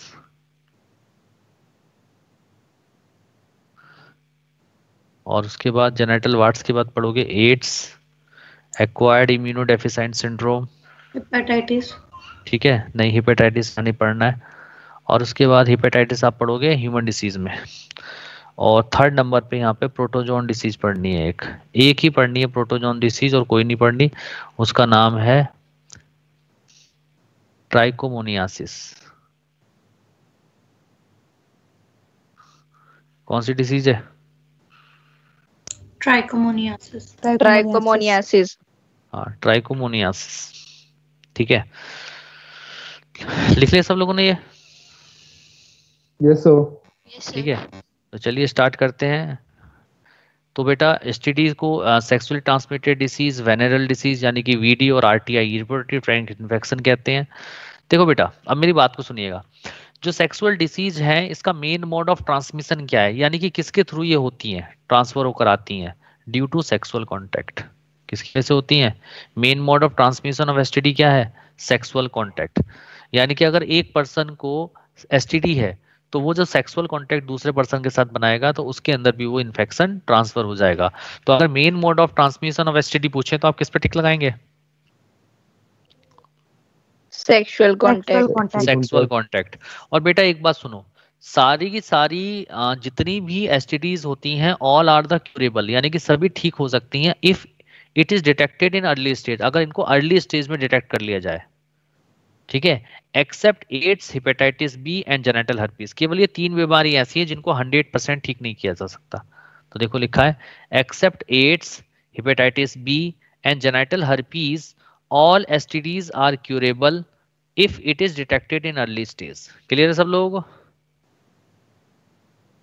yes sir. Yes ठीक सर। है, यानी कि सभी Yes, sir. एसटीडीज को अगर अर्ली स्टेज में हम डिटेक्ट कर लें तो वो क्यूरेबल है 100%। लेकिन AIDS, hepatitis B, genital herpes को अगर हम अर्ली स्टेज में भी डिटेक्ट कर लें तब भी 100% क्यूरेबल नहीं है। क्लियर? नहीं है। हाँ, अब Yes, बेटा sir. देखो यस एसटीडीज सर। में क्या होते हैं, सुनते जाना है आप। एसटीडीज में बेटा दो तरीके के सिम्टम आते हैं, एक होते हैं अर्ली सिम्टम जो कि इनिशियल सिम्टम होते हैं, एक होते हैं लेटर सिम्टम। वो लेटर सिम्टम तब डेवलप होते हैं जब हम सिम्टम को इग्नोर करके उसका ट्रीटमेंट नहीं कराते, यानी कि इफ अनट्रीटेड उसका ट्रीटमेंट नहीं कराते, तब वो लेटर सिम्टम में कन्वर्ट हो जाते हैं। तो अर्ली सिम्टम ऑफ एसटीडीज क्या होती हैं? जब अर्ली सिम्टम होते हैं यानी कि इनिशियल सिम्टम होते हैं, तो सबसे पहले क्या होता है, जहां पर इन्फेक्शन हुआ है वहां पे स्वेलिंग आ जाती है, आप लोगों ने देखा होगा, याद करो। और स्वेलिंग के बाद वहां पे रेडनेस आ जाती है, रेडनेस के बाद वहां पे पेन होना स्टार्ट हो जाता है, और फिर वहां पे पस बनने लगता है, पस डिस्चार्ज हो जाता है, और फिर वहां पे खुजली भी आती है, इचिंग होती है। होते हैं या नहीं होते सब? अरे बोलो। ठीक है। Yes sir. अच्छा, लेटर सिम्टम क्या होते हैं, यानी कि बाद में क्या सिम्टम आते हैं अगर हम इसका ट्रीटमेंट ना कराएं, यानी कि इफ अनट्रीटेड, तो क्या हो जाएगा, पेल्विक इन्फ्लेमेटरी डिसीज हो जाएगी, जिसको हम बोलते हैं पीआईडी, यानी कि पेल्विक रीजन में स्वेलिंग आ जाएगी, पीआईडी हो जाएगी। इनफर्टिलिटी हो जाएगी, फीमेल या मेल के अंदर इनफर्टिलिटी डेवलप हो जाएगी। Cancer in reproductive organs, organ में कैंसर, रिप्रोडक्टिव ऑर्गन के अंदर कैंसर हो सकता है। एबॉर्शन, एबॉर्शन हो सकता है फीमेल के अंदर।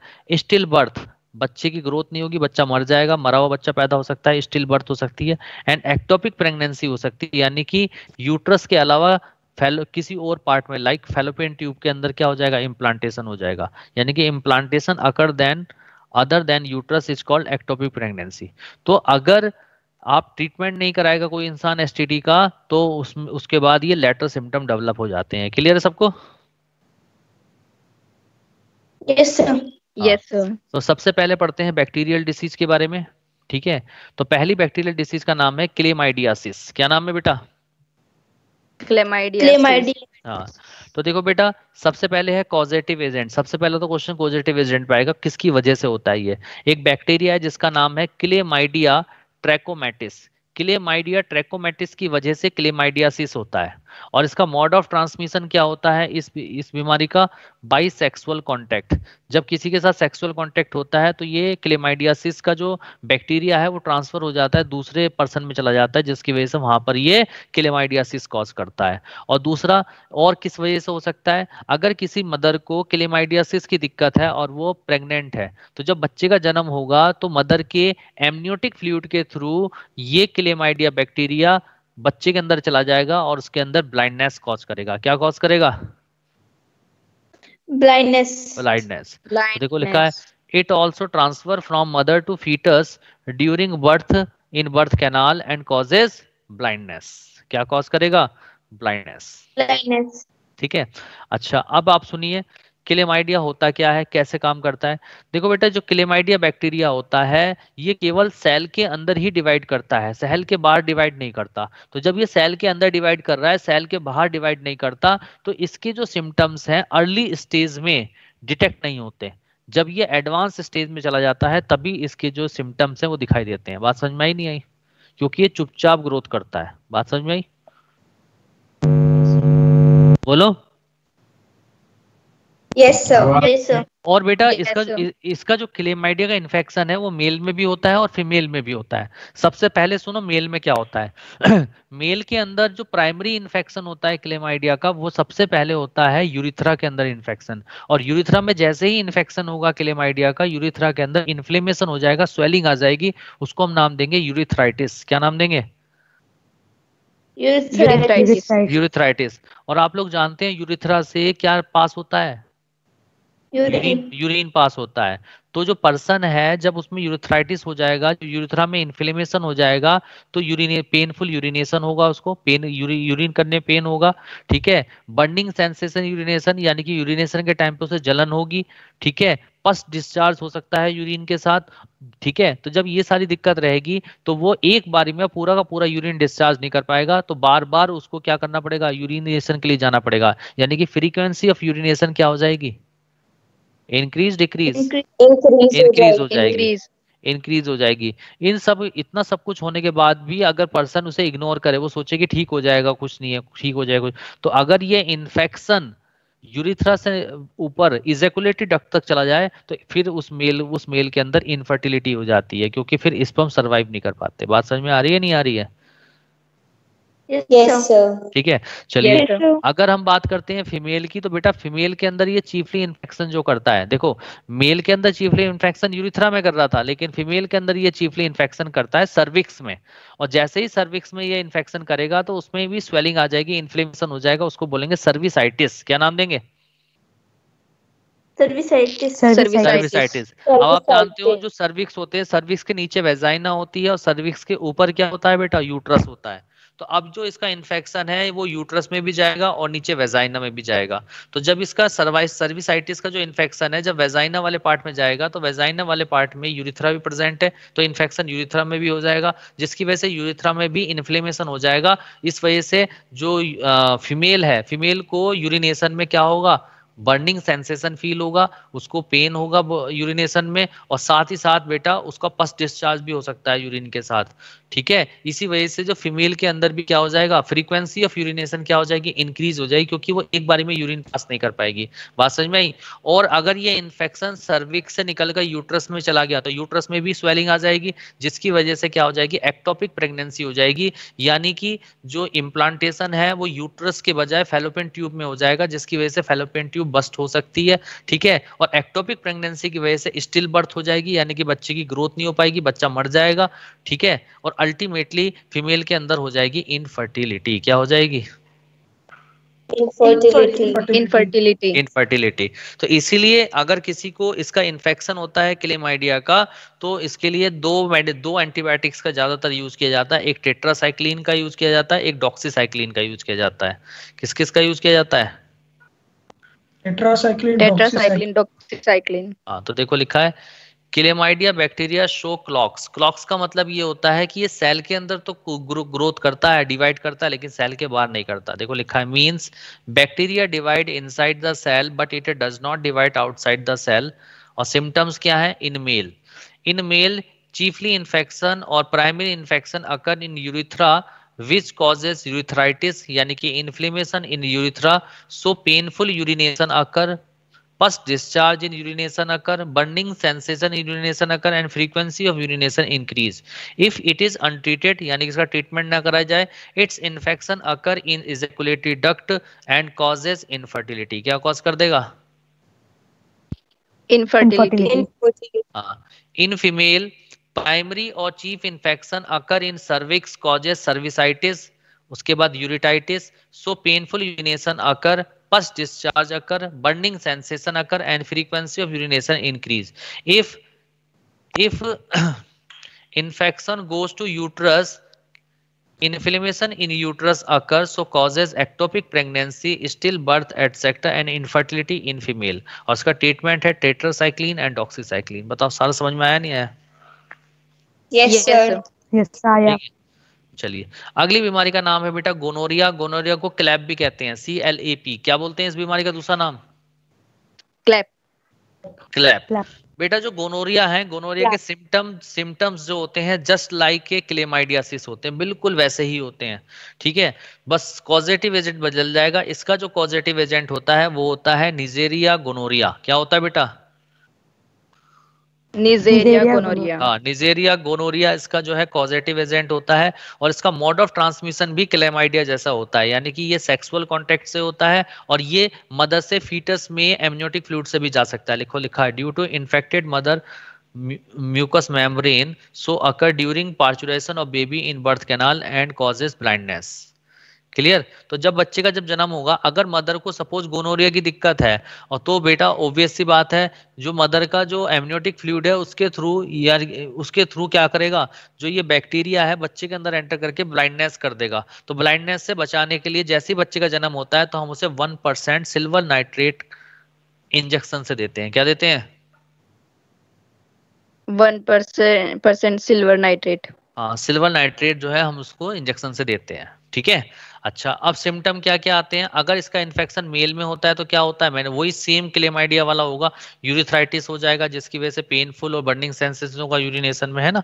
तो वो लिखा है इट कॉजेज यूरिथ्राइटिस यानी कि painful urination and burning sensation etcetera. Clear?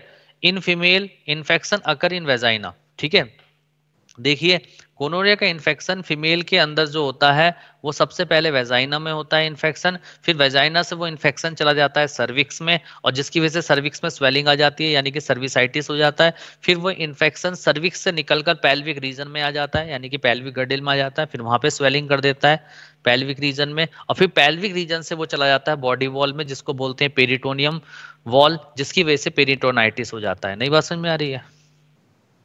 Yes sir. ठीक है। Yes, sir. और बेटा जैसे मैंने क्लेम आइडिया का मैंने आपको बताया था कि अर्ली स्टेज में पता नहीं लगता, एडवांस स्टेज में पता लगता है, क्योंकि ये चुपचाप चुपचाप क्या करता है, ग्रोथ करता है, अपनी डिवाइड करता है। ऐसे ही सेम गोनोरिया का हाल है, इसका भी एडवांस स्टेज में पता लगता है, अर्ली स्टेज में ये डिटेक्ट नहीं हो पाती। ठीक है, तो देखो लिखा है in female infection occur in vagina, cervix यानी कि cervicitis, uterus and also occur in pelvic region causes inflammation from pelvic region. Infection transfer to peritoneum and causes peritonitis, inflammation in peritoneum. Its symptom expressed in advanced stage. कब दिखाई देते हैं इसके symptom? Advance advance advance हाँ। Stage. अब आता है treatment. हाँ बोलो। पेरिटोनियम बता दो क्या? पेरिटोनियम बॉडी वॉल है बेटा, बॉडी वॉल है। ओके। ठीक है, हाँ। पेरिटोनियम बेटा वो वॉल होती है जो हमारे बॉडी के अंदर जो ऑर्गन्स रखे हुए उनको पोजीशन में मेंटेन रखती है। वही हार्ट हमारा यहाँ है, लीवर हमारे यहाँ है, किडनी हमारी यहाँ है, तो उनको उनकी पोजीशन में रखने के लिए एक रस्सी की तरह की स्ट्रक्चर होती है जो उनको चार तरफ से घेर के पूरी बॉडी के अंदर उनको सेट रखती है, उसको बोलते हैं पेरिटोनियम वॉल। बात समझ में आई नहीं आई? ठीक है, अच्छा। अब ट्रीटमेंट, हाँ, अब गोनोरिया का जो ट्रीटमेंट होता है, दो तरीके का ट्रीटमेंट था। अर्लियर जो पहले किया जाता था ट्रीटमेंट, एंड नाउ डेज जो आजकल किया जाता है। पहले जो था बेटा ट्रीटमेंट जब गोनोरिया का करते थे तो दो एंटीबायोटिक का यूज करते थे, पेनिसिलिन और टेट्रासाइक्लिन। पेनिसिलिन और टेट्रासाइक्लिन का यूज करते थे, लेकिन अब पेनिसिलिन का यूज करना बंद कर दिया है, क्योंकि ज्यादा पेनिसिलिन यूज करने की वजह से बैक्टीरिया के अंदर रेजिस्टेंस पावर डेवलप हो गई, यानी कि नेचुरल सिलेक्शन हो गया। इस वजह से अब आज की तारीख में पेनिसिलिन का यूज नहीं करते। आज की तारीख में हम कौन सी एंटीबायोटिक का यूज करते हैं? सेफ्ट्रियाजोन का यूज करते हैं। किसका यूज करते हैं? सेफ्ट्रियाजोन। सेफ्ट्रियाजोन। तो देखो यहाँ बात लिखवा भी दी, it is not use today because due to more use develop resistance power in bacteria. ज्यादा यूज करने की वजह से इन्होंने ज्यादा यूज करने की वजह से बैक्टीरिया में क्या डेवलप हो गई? रेजिस्टेंस पावर डेवलप हो गई, जिसकी वजह से पेनिसिलिन का इफेक्ट उनके ऊपर बंद हो गया। तो फिर हमने आज की तारीख में हम यूज करते हैं सेफ्ट्रियाजोन। क्या यूज करते हैं? सेफ्ट्रियाजोन। चलिए अगली बीमारी, अगली जो बैक्टीरियल डिसीज है उसका नाम है सिफिलिस। क्या नाम है? सिफिलिस। बेटा देखो सिफिलिस जो बीमारी है बेटा, इसका जो कॉजेटिव एजेंट होता है वो होता है ट्रेपोनीमा पैलिडियम। क्या होता है बेटा इसका कॉजेटिव एजेंट? ट्रैपोनीमा पैलिडियम। हाँ, ट्रेपोनीमा पैलिडियम। और बेटा ये सेक्सुअल कॉन्टेक्ट से भी हो सकती है, ये ब्लड ट्रांसफ्यूजन की वजह से भी हो सकती है, और ये मदर से फीटस के अंदर भी ट्रांसफर हो सकती है थ्रू प्लेसेंटा। 3 मेथड से ये सिफिलिस जाता है। किस किस के through? Sexual contact, blood transfer, mother से फीटस में, प्लेसेंटा के थ्रू। हाँ हाँ। अब आता है स्टेजेस ऑफ सिफिलिस। बेटा इस जो सिफिलिस है, सिफिलिस की 3 स्टेज होती हैं। कितनी स्टेज होती हैं? 3। Primary stage, secondary stage, tertiary stage. देखो बेटा जब सिफिलिस का इन्फेक्शन होता है तो सबसे पहले पेनिस के टिप पर, किसके टिप पर? जैसे ये पेनिस है, ठीक है, पेनिस के टिप पर एक ओपन सोर बन जाता है। कैसा बन जाता है? ओपन सोर। सोर मतलब छाला बन जाता है जो पेनलेस होता है। कैसा होता है? पेनलेस होता है। ठीक है, ओपन सोर पेनलेस सोर बन जाता है, जिसको हम नाम देते हैं शैंकर। क्या नाम देते हैं उसको? शैंकर। क्या नाम देते हैं? शैंकर। और ये कुछ टाइम बाद क्या हो जाता है? हील कर जाता है, अपने आप ठीक हो जाता है। नहीं बात समझ में आई? तो वो लिखा है in this open painless sore formed at the point of contact in penis called chancre. यहाँ शैंकर लिखना बच्चा भूल गया, कॉल्ड शैंकर आप लोग लिख लो। It heal within 1 to 5 week. कितने टाइम में ये हील कर जाता है? 1 to 5 वीक। 1 से 5 हफ्ते के अंदर ये ठीक हो जाता है, और पेशेंट को लगता है मैं तो ठीक हो गया। ठीक है, लेकिन वो ठीक नहीं हुआ, उसकी बॉडी के अंदर बैक्टीरिया अभी भी है।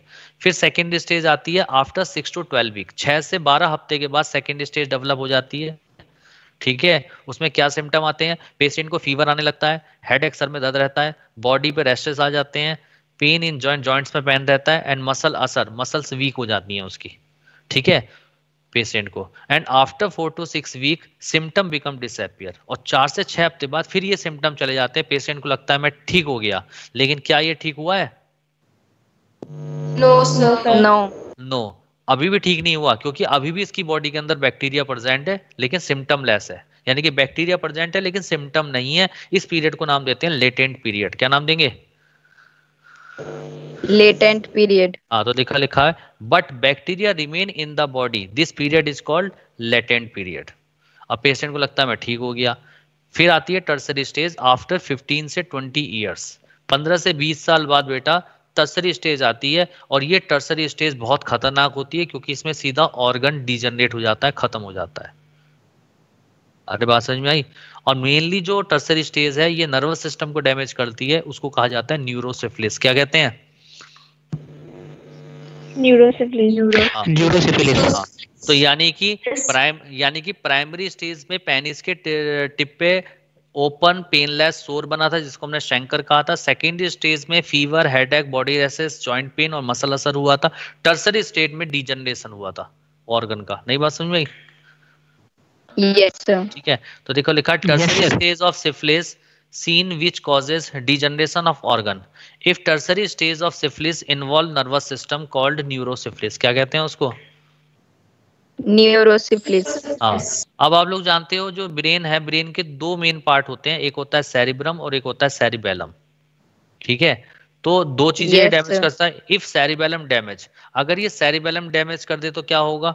ठीक है, आप लोग जानते हैं सेरिबेलम का काम क्या होता है? जिस वक्त हम चलते हैं उस समय हमारी बॉडी को बैलेंस बनाने का काम करता है। बैलेंस। और बेटा सेरिबेलम हमारी चलते समय बैलेंस नहीं बनाता। हम जो भी एक्टिविटीज कर रहे हैं, हम खा रहे हैं, पी रहे हैं, चल रहे हैं, साइकिलिंग कर रहे हैं, राइटिंग लिख रहे हैं, बोल रहे हैं, इन सभी में बैलेंस बनाने का काम कौन करता है? सेरिबेलम। तो जब टर्सरी सिफिलिस सेरिबेलम को डैमेज कर देगी तो उसकी वजह से जो जितना भी बैलेंस है बॉडी का, जहाँ पे रेगुलेशन की जरूरत है, वो सब क्या हो जाएंगी? इरेगुलर हो जाएंगी, यानी कि अनकंट्रोल, उनको कंट्रोल नहीं किया जाएगा। अरे बात समझ में आ पाई या नहीं? Yes sir. जैसे Yes, sir. जैसे unable to regulate bowel movement and urination. Urination को और बॉल मूवमेंट को भी वो रेगुलेट नहीं कर पाएगा। अनएबल टू टेक फूड, वो खाना भी नहीं खा पाएगा। अनएबल टू राइटिंग, वो लिख भी नहीं पाएगा। अल्टीमेटली बेड रिडन, वो पूरी तरीके से बेड पे चला जाएगा। एंड डिपेंड्स ऑन अदर, और दूसरे के ऊपर डिपेंड हो जाएगा क्योंकि कोई भी काम नहीं कर पाएगा। इफ सेरिब्रम डैमेज, अगर उसका सेरिब्रम डैमेज हो जाए तो कॉजेज हेलुसिनेशन, वो सपनों की दुनिया में रहेगा, जहां बैठा रहेगा बस सोचता रहेगा, हेलुसिनेशन में रहेगा। इरेटिबिलिटी, यानी कि चिड़चिड़ापन आ जाएगा उसके अंदर। एंड पर्सनैलिटी चेंज, और उसकी एकदम से पर्सनैलिटी चेंज हो जाएगी। ठीक है, और अगर किसी को सिफिलिस की दिक्कत होती है तो ट्रीटमेंट किससे करते हैं? पेनिसिलिन से करते हैं। किससे ट्रीटमेंट करते हैं? पेनिसिलिन एंटीबायोटिक से करते हैं। लेकिन प्राइमरी और सेकेंडरी स्टेज का ही ट्रीटमेंट हो सकता है। टर्सरी स्टेज में तो ऑर्गन डिजनरेट हो चुका है, तो क्या इसका ट्रीटमेंट पॉसिबल है? नो, बिल्कुल पॉसिबल नहीं है। क्लियर सब लोगों को? Yes sir. चलिए, अगली बीमारी आती है सैंक्रोइड। कौन सी बीमारी आती है? सैंक्रोइड। ठीक है, ये जो सैंक्रोइड होता है बेटा, इसका जो पॉजिटिव एजेंट होता है उसे बोलते हैं हीमोफिलस ड्यूक्रियाई। क्या बोलते हैं बेटा? हीमोफिलस ड्यूक्रियाई। हाँ, और इसका जो मोड ऑफ ट्रांसमिशन होता है वो होता है सेक्सुअल कांटेक्ट। ये भी सेक्सुअल कांटेक्ट से होता है। ठीक है, लेकिन इसके जो सिम्टम्स होते हैं अगर हम शैंकर से कंपेयर करें तो अपोजिट होते हैं। कैसे? इधर देखिए, देखो यहाँ पे शैंकर कैसा था? ओपन था, सोर था, पेनलेस था। जबकि अगर हम सैंक्रोइड की बात करें तो सैंक्रोइड कैसा होगा? यहाँ पर ये भी सोर है, यानी कि छाला होता है इसमें, लेकिन पेनफुल होता है। कैसा होता है? पेनफुल, उसमें पेन रहता है। ठीक है, और इसमें जो थे ये छूने में हार्ड होता है, और ये कैसा होता है? सॉफ्ट होता है। कैसा होता है? सॉफ्ट होता है। ठीक है, और इसके अंदर हेल्थी टिश्यू होते हैं जबकि इसके अंदर नेक्रोटिक टिश्यू होते हैं, यानी कि डेड टिश्यू होते हैं। ये इसकी पहचान है, बिल्कुल अपोजिट है इसके। अरे बात समझ में आई नहीं आई? तो देखो लिखा है in contrasting to chancre primary stage of syphilis chancroid is soft. Chancroid कैसा होता है? सॉफ्ट होता है, पेनफुल होता है, जबकि वो पेनलेस था। याद करो, ये सॉफ्ट होता है, वो हार्ड होता है। Yes sir. है ulcer with necrotic base. Necrotic base का मतलब डेड टिश्यू होते हैं इसके अंदर, जबकि उसके अंदर डेड टिश्यू नहीं होते। ठीक है, और सैंक्रोइड का बेटा ट्रीटमेंट क्या है? इसके लिए हम यूज करते हैं एजिथ्रोमाइसिन। आपने एंटीबायोटिक का नाम सुना होगा, एजिथ्रोमाइसिन। एजिथ्रोमाइसिन यूज करते हैं, या यूज करते हैं सेफ्ट्रियाजोन। कौन सी मेडिसिन यूज करते हैं? सेफ्ट्रियाजोन। सेफ्ट्रियाजोन। तो बेटा ये 4 जो है बैक्टीरियल डिसीज थी, बताओ चारों बैक्टीरियल डिसीज आप लोगों को क्लियर हो गई? Yes sir. ठीक है, यस सर। मैं सिर्फ 2 मिनट का टाइम दे रहा हूं, आप जल्दी से चारों डिसीज पढ़ दो बैक्टीरियल, उसके बाद मैं वायरल डिसीज स्टार्ट कर रहा हूं। पढ़ना है सबको, यही याद कर लेना है, अभी आपको सब याद है जल्दी से, उसके बाद मैं वायरल डिसीज स्टार्ट कर रहा हूं जल्दी से। अच्छा ये बताओ सुनू ना सुनू? सर कल सुन लेना। अच्छा कल सुन लेना। अरे तुम 4 यस बैक्टीरियल सर। डिसीज को याद नहीं कर पाए, इतना आसान था। चलिए कोई बात नहीं, चलिए स्टार्ट करते हैं वायरल डिसीज। तो वायरल डिसीज में आता है सबसे पहले जेनिटल हर्पीस। जेनिटल हर्पीस में आपने देखा होगा रेड कलर के छोटे छोटे दाने से निकल जाते हैं, ठीक है ना? तो बेटा इसमें क्या होता है, ये भी जो मोड ऑफ ट्रांसमिशन होता है इसका सेक्सुअल कांटेक्ट के थ्रू होता है, यानी कि इसका भी सेक्सुअल कांटेक्ट से होता है जेनिटल हर्पीस। और इसका जो पॉजिटिव एजेंट होता है वो होता है हर्पीस सिंप्लेक्स वायरस 2। क्या होता है बेटा इसका पॉजिटिव एजेंट, जल्दी से बताएं? Herpes simplex virus 2। Yes, herpes simplex virus 2। और बेटा ये जो जेनिटल हर्पीस होती है मेल में भी होती है फीमेल में भी होती है। तो जब सेक्सुअल कांटेक्ट होता है और जेनिटल हर्पीस का ट्रांसफर होता है तो इसका इन्फेक्शन होता है मेल के ग्लांस पेनिस पर, यानी कि पेनिस की जो टिप होती है वहां पर ग्लांस वाले पार्ट पे इसका इन्फेक्शन होता है। और फीमेल में इसका इन्फेक्शन जो होता है वो होता है वेजाइना में और सर्विक्स में, ठीक है? और जेनिटल हर्पीस मैंने शुरुआत में बताया था ये 100% क्यूरेबल नहीं है, क्योंकि इसकी रीअक्रेंस होती है, ये एक बार चला जाता है फिर आ जाता है। जैसे मुहासे होते हैं ना, मुहासे 100% ठीक नहीं होते, इसी तरीके से जेनिटल हर्पीस होती है। क्लियर सब लोगों को? Yes sir. तो देखो लिखा है इन मेल इट फॉर्म सोर, सोर मतलब छाले बना देता है, at glans penis etcetera, but in female it form sore at vagina and cervix etcetera. It's so recurrence, so it is not 100% curable disease, यानी कि 100% क्यूर नहीं किया जा सकता, ठीक नहीं किया जा सकता, क्योंकि इनमें रीअकरेंस होती है। क्लियर? इसका ट्रीटमेंट क्या होता है, जहां पर जेनिटल हर्पीस होता है सबसे पहले डॉक्टर वहां पे सलाइन कंप्रेशन करता है। क्या करता है? Saline compression. Saline compression. यानी कि सफाई करता है, जैसे आपने डेटॉल से देखा होगा साफ करते हैं। उसके बाद डॉक्टर पेन किलर खाने के लिए कहता है, कहता है पेन किलर खाइए आप, और बोलता है सेक्सुअल एब्सिस्टेंस के लिए, कि जिस वक्त हर्पीस ग्रोथ कर रहा है, यानी कि ये क्या कर रहा है, इरप्ट हो रहा है, उस समय वो कहता है कि कोई सेक्सुअल कांटेक्ट नहीं होना चाहिए, यानी कि no sex contact during eruption. जब ये बढ़ रहा है उस समय कोई सेक्सुअल कांटेक्ट नहीं होना चाहिए, यानी कि उसे बोलते हैं सेक्सुअल एब्सिस्टेंस। और एक मेडिसिन देता है डॉक्टर जिसको बोलते हैं एसाइक्लोवियर। मेडिसिन का नाम क्या है? एसाइक्लोवियर। हाँ, और एसाइक्लोवियर जो मेडिसिन होती है ये क्या करती है, जो जेनिटल हर्पीस वायरस के रेप्लिकेशन को स्लो डाउन कर देती है, लेकिन होस्ट जिसके अंदर इन्फेक्शन हुआ है उसके डीएनए पे कोई भी इफेक्ट नहीं डालती। तो जब रेप्लिकेशन स्लो डाउन हो जाएगा वायरस का तो इन्फेक्शन भी कम हो जाएगा। नई बात समझ में आई? Yes Yes, sir. sir. तो देखो लिखा है इसके आगे, it inhibit DNA replication in virus but not affect the DNA of host. लेकिन होस्ट के डीएनए पे कोई इफेक्ट नहीं डालता, वायरस के डीएनए पे इफेक्ट डालता है। और एक और काम करता है साइक्लोवियर, इट इट प्रमोट हीलिंग, ये हीलिंग को बढ़ाता है ताकि घाव जल्दी भर जाए। क्लियर है सब लोगों को? Yes sir. चलिए अगली बीमारी का नाम है जेनिटल वार्ट्स। बेटा जेनिटल वार्ट्स जो बीमारी होती है इसका कॉजेटिव एजेंट होता है ह्यूमन पैपिलोमा वायरस। देखो बेटा जहां पे पैपिलोमा, कार्सिनोमा, लिम्फोमा, मैमिलोमा इस तरीके के वर्ड आ जाते हैं, ठीक है, वो होते हैं कैंसरस कॉजिंग वायरस। क्या होते हैं? Cancerous causing, cancer causing virus. हाँ। तो ह्यूमन पैपिलोमा वायरस क्या हो गया? कैंसर कॉजिंग वायरस, यानी कि जहां पर भी ये इन्फेक्शन करेगा वहां कैंसर कर देगा। तो इसका मोड ऑफ ट्रांसमिशन क्या है? Sexual contact.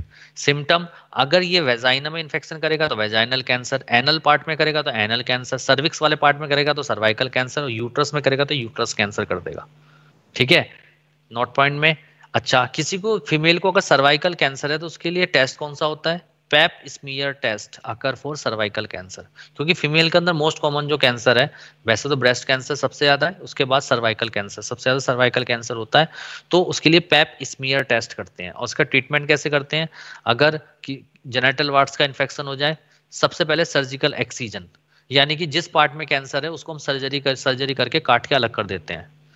एक होता है इलेक्ट्रोकोट्रेशन। इलेक्ट्रोकोट्रेशन में क्या होता है, देखो सर्जिकल एक्सीजन में क्या करते हैं हम, बीपी ब्लेड जो सर्जिकल ब्लेड है उससे काट के अलग करते हैं। इलेक्ट्रोकोट्रेशन में हमारे पास इस तरीके से एक ब्लेड होता है जिसमें करंट दौड़ रही होती है और करंट की हेल्प से हम उसको काट के अलग करते हैं, तो बोलते हैं इलेक्ट्रोकोट्रेशन। टिंचर आयोडीन, इसका ट्रीटमेंट टिंचर आयोडीन से भी करते हैं। क्रायोथेरेपी इन नाइट्रोजन, नाइट्रोजन से भी करते हैं। एंड अल्फा इंटरफेरॉन बम्बार्ड से भी इसका ट्रीटमेंट करते हैं। क्लियर है सब लोगों को? Yes sir. चलिए अगली बीमारी का नाम है एड्स। एड्स को बोलते हैं acquired immunodeficiency syndrome. Acquired immunodeficiency syndrome. हमने एक्वायर्ड क्यों कहा, क्योंकि एड्स हमेशा जन्म के बाद होती है, जन्म से पहले नहीं होती, इसलिए इसको एक्वायर्ड कहा। इम्यूनोडेफिशिएंट क्यों कहा, क्योंकि इसमें बॉडी के अंदर एंटीबॉडीज का नंबर कम हो जाता है, जिसकी वजह से नंबर ऑफ इन्फेक्शन बॉडी के अंदर एंटर कर जाते हैं, जिसकी वजह से नंबर ऑफ डिसीज हो जाती हैं, और नंबर ऑफ डिसीज को कहते हैं सिंड्रोम। नहीं बात समझ में आई? Yes sir. तो इसका जो पॉजिटिव एजेंट, वैसे तो बेटा मैं एड्स को बहुत डिटेल में पढ़ाऊंगा आपको जब हम इम्यूनिटी वाला चैप्टर पढ़ेंगे, ह्यूमन डिसीज वाला चैप्टर पढ़ेंगे, वहां बहुत डिटेल में पढ़ाएंगे। लेकिन यहाँ पर जितना है सिर्फ उतना ही है ना, चैप्टर के हिसाब से ही तैयार किया गया, जितना एनसीईआरटी में दिया गया उसी को एलेबोरेट किया गया है।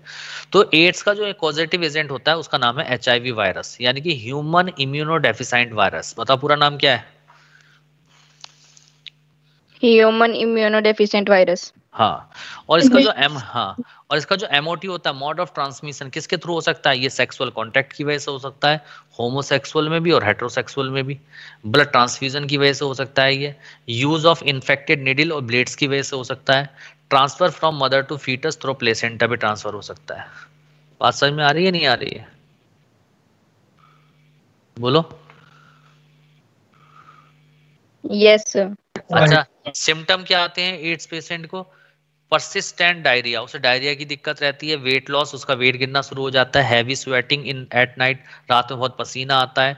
लिम्फ नोड स्वेलिंग, उसके लिम्फ नोड्स में सूजन आ जाती है। निमोनिया, उसके लंग्स के अंदर पानी भर जाता है। टीबी यानी कि ट्यूबरक्लोसिस का, इसका अंदर माइक्रोबैक्टीरियम ट्यूबरक्लोसिस का इन्फेक्शन हो जाता है। कोपीज सार्कोमा, उसके लिम्फ नोड्स के अंदर कैंसर हो जाता है। और उसके लिए ट्रीटमेंट के लिए देखो बेटा, एड्स जो पेशेंट होता है उसको बचाया नहीं जा सकता।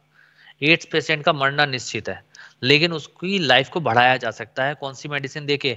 जुडुवेडिन। जुडुवेडिन जो वैक्सीन होती है, ये एड्स वायरस के रेप्लिकेशन को स्लो डाउन कर देती है, जिसकी वजह से उसका जो इन्फेक्शन है वो स्लो हो जाता है, जिसकी वजह से पेशेंट की एज बढ़ जाती है, लेकिन पेशेंट को बचाया नहीं जा सकता। बात समझ में आई नहीं आई? Yes sir. ठीक है। अगली जो डिसीज है उसको बोलते, अगला है प्रोटोजोन डिसीज।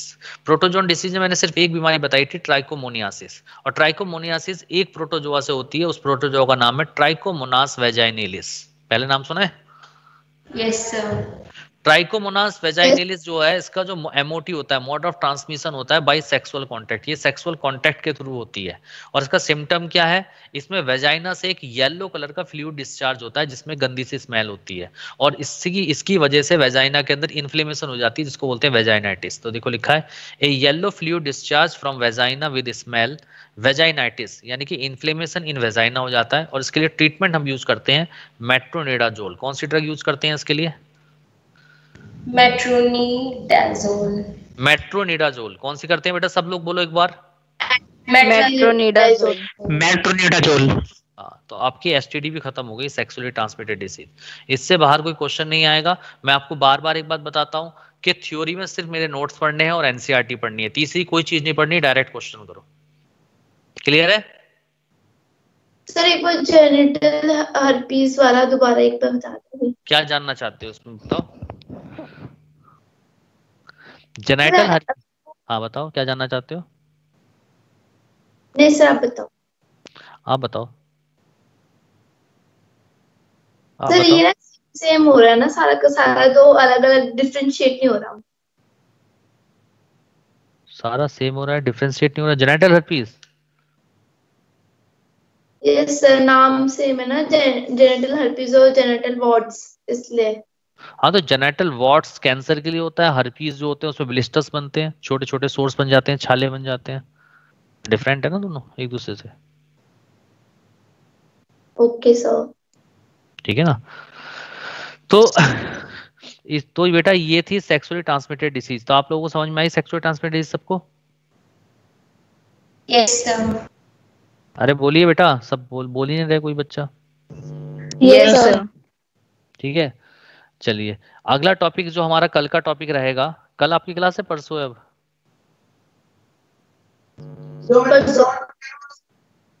आपकी कब क्लास है अब? ट्यूसडे को सर। ट्यूसडे हाँ, को। ट्यूसडे को। अच्छा एक बार बताइए, मंडे में क्या आप किसी टाइम फ्री हैं? एक क्लास मंडे में ले सकते हैं?